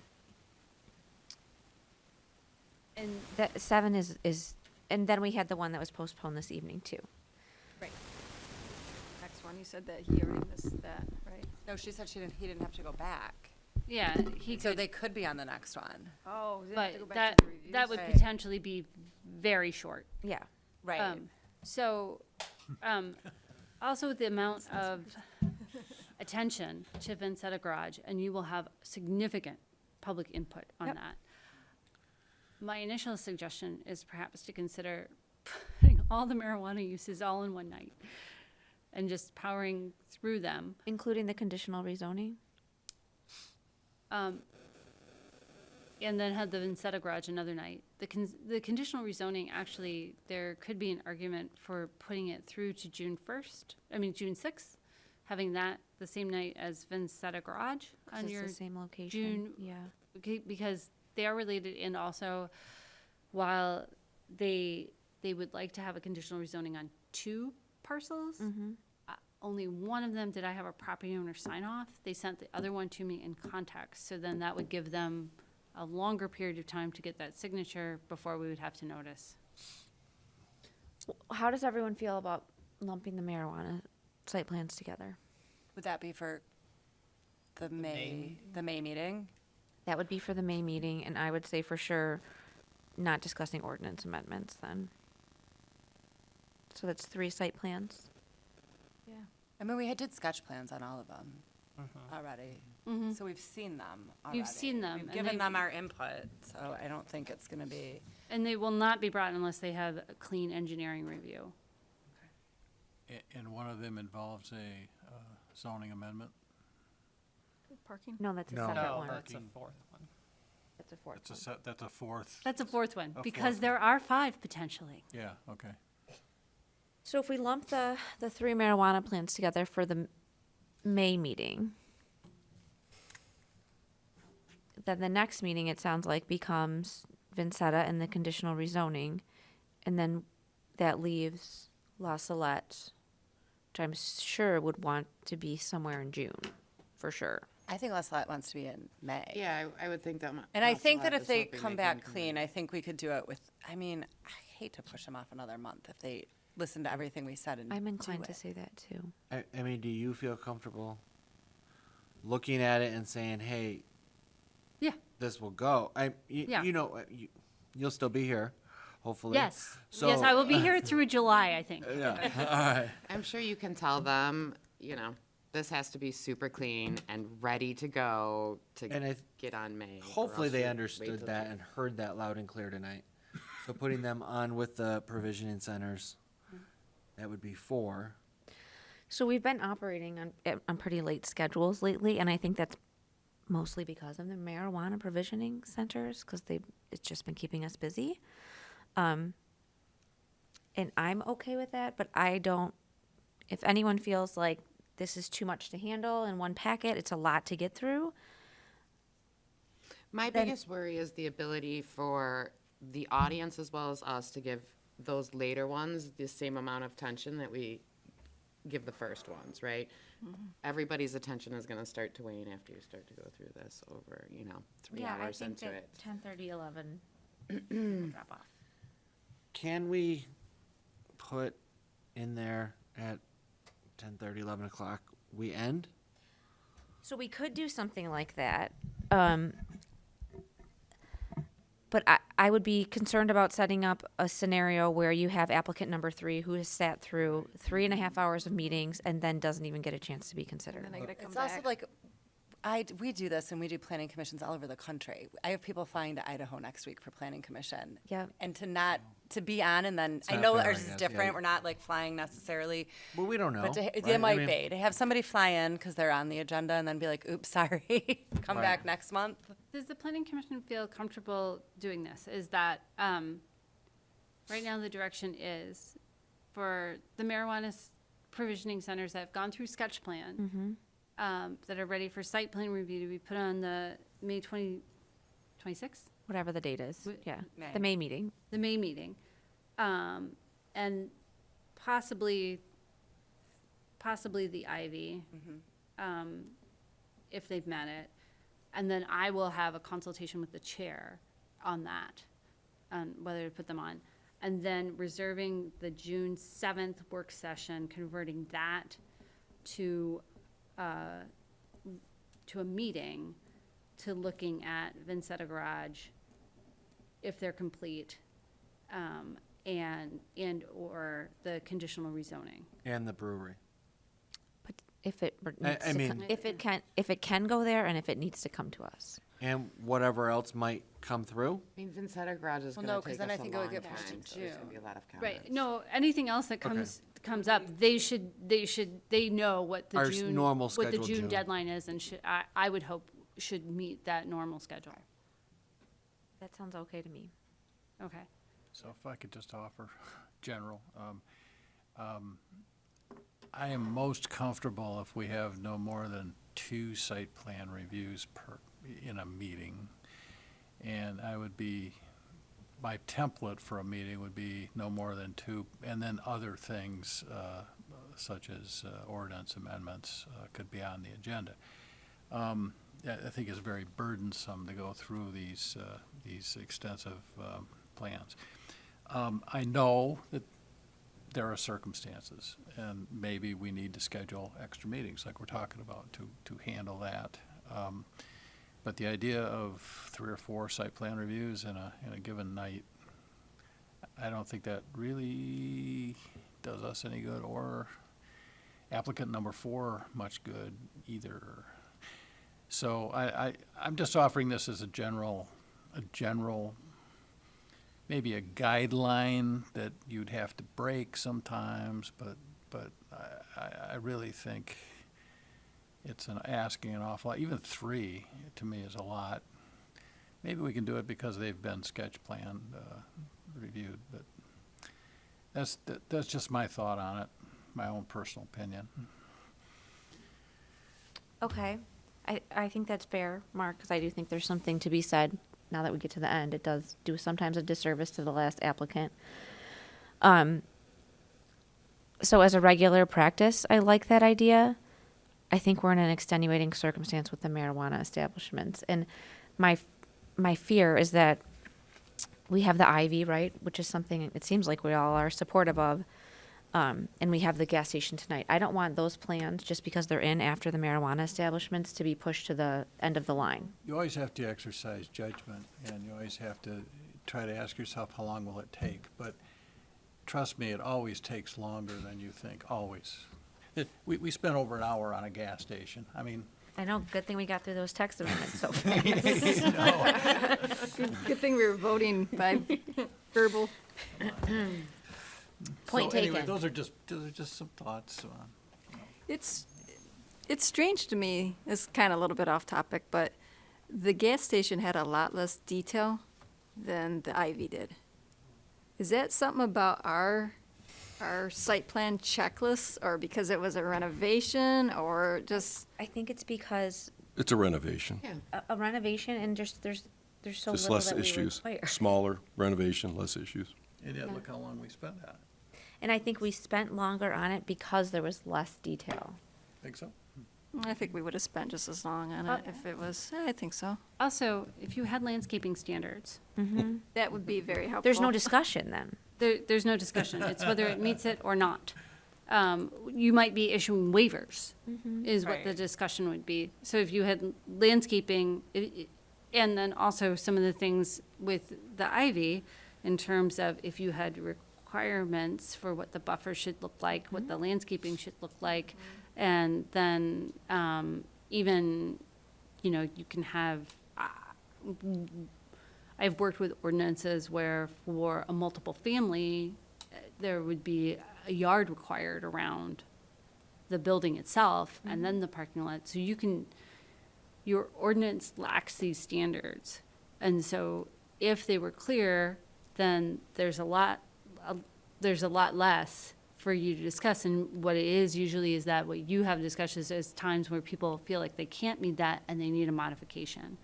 And then that's what they're going through.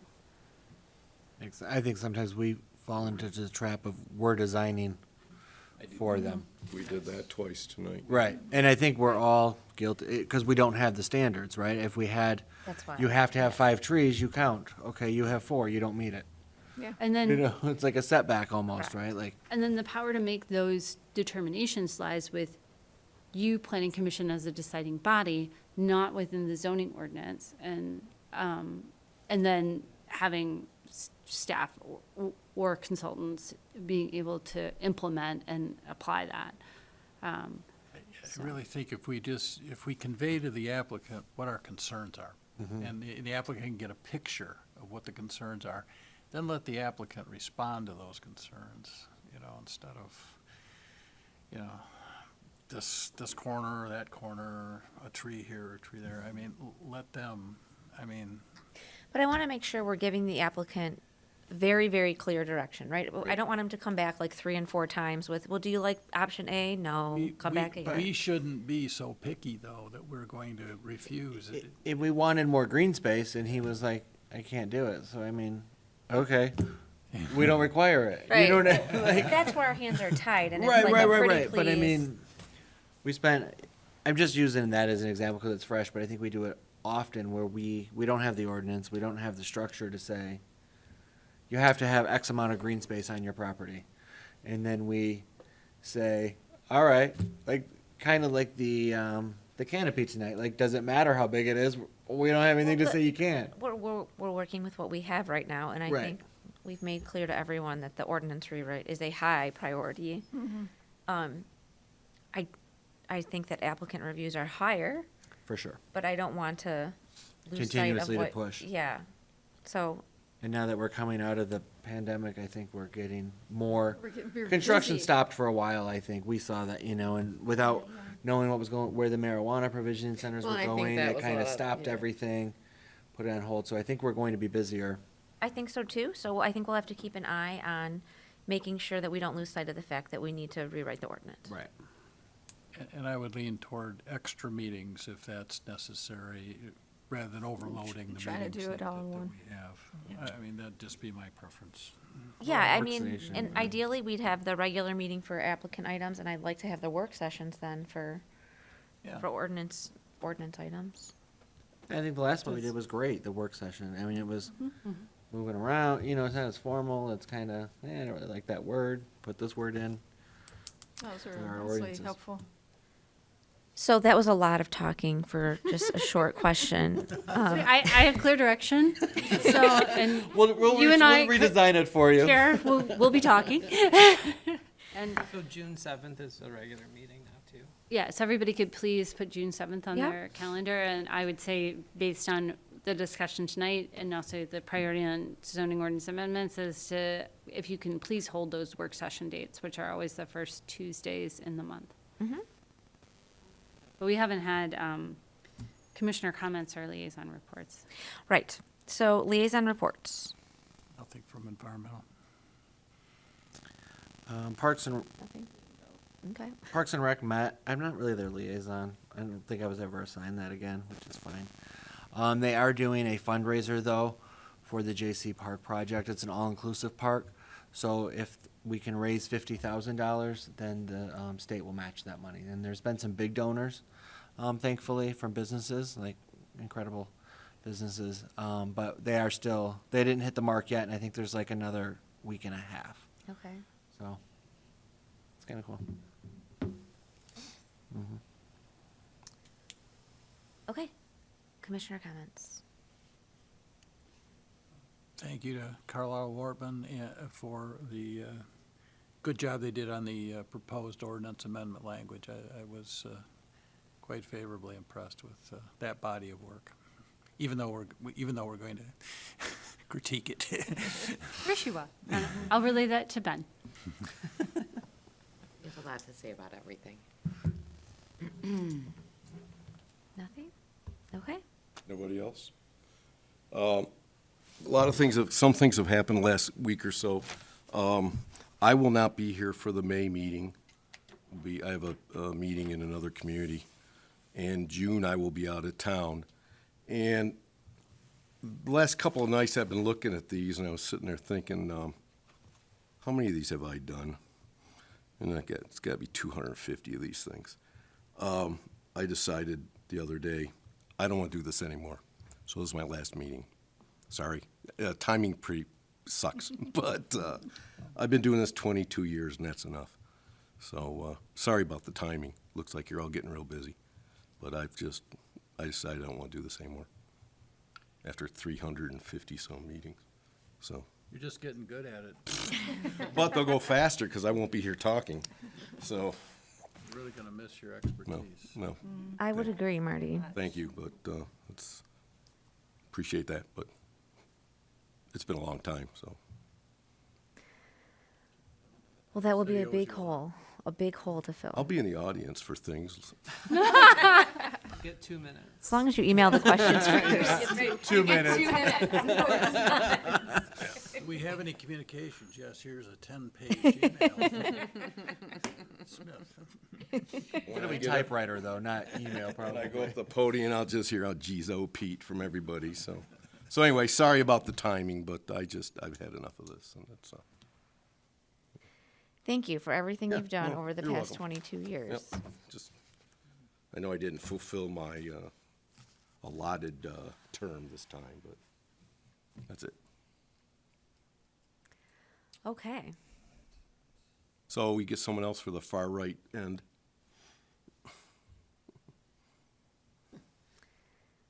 All right. Well, I don't think anyone can drop a bigger bomb than that. When is the next term anyways? They're staggered terms. They're staggered. June to- Yeah, I don't know when anyone's up. I don't know when I'm up. You can look yourself up on the website. July, I think. They're July, I think yeah. your date's wrong on the website. 'Cause didn't you start after me? But your term expires before mine on the website. But you might Did you have do the filled. half? I could have done it. I filled someone's spot, so I then think maybe mine's not. like, Or maybe it was yours. I can't remember. it's probably mine because I remember being filled someone's confused. spot, and it's like, I think it might be this summer, actually. No, I want to say it's next summer. I don't know. I I'm just sure have the to look. clerk could let you know. I could look on the internet. It's on the website. Yeah, I saw it. on I was the looking at it today. That's why I was. Okay. Motion to adjourn. Thank you, Lisa. Support. All in favor? Aye. Aye. Okay, have a good evening, everyone. The schedule. Yeah. Enjoy all your additional free time.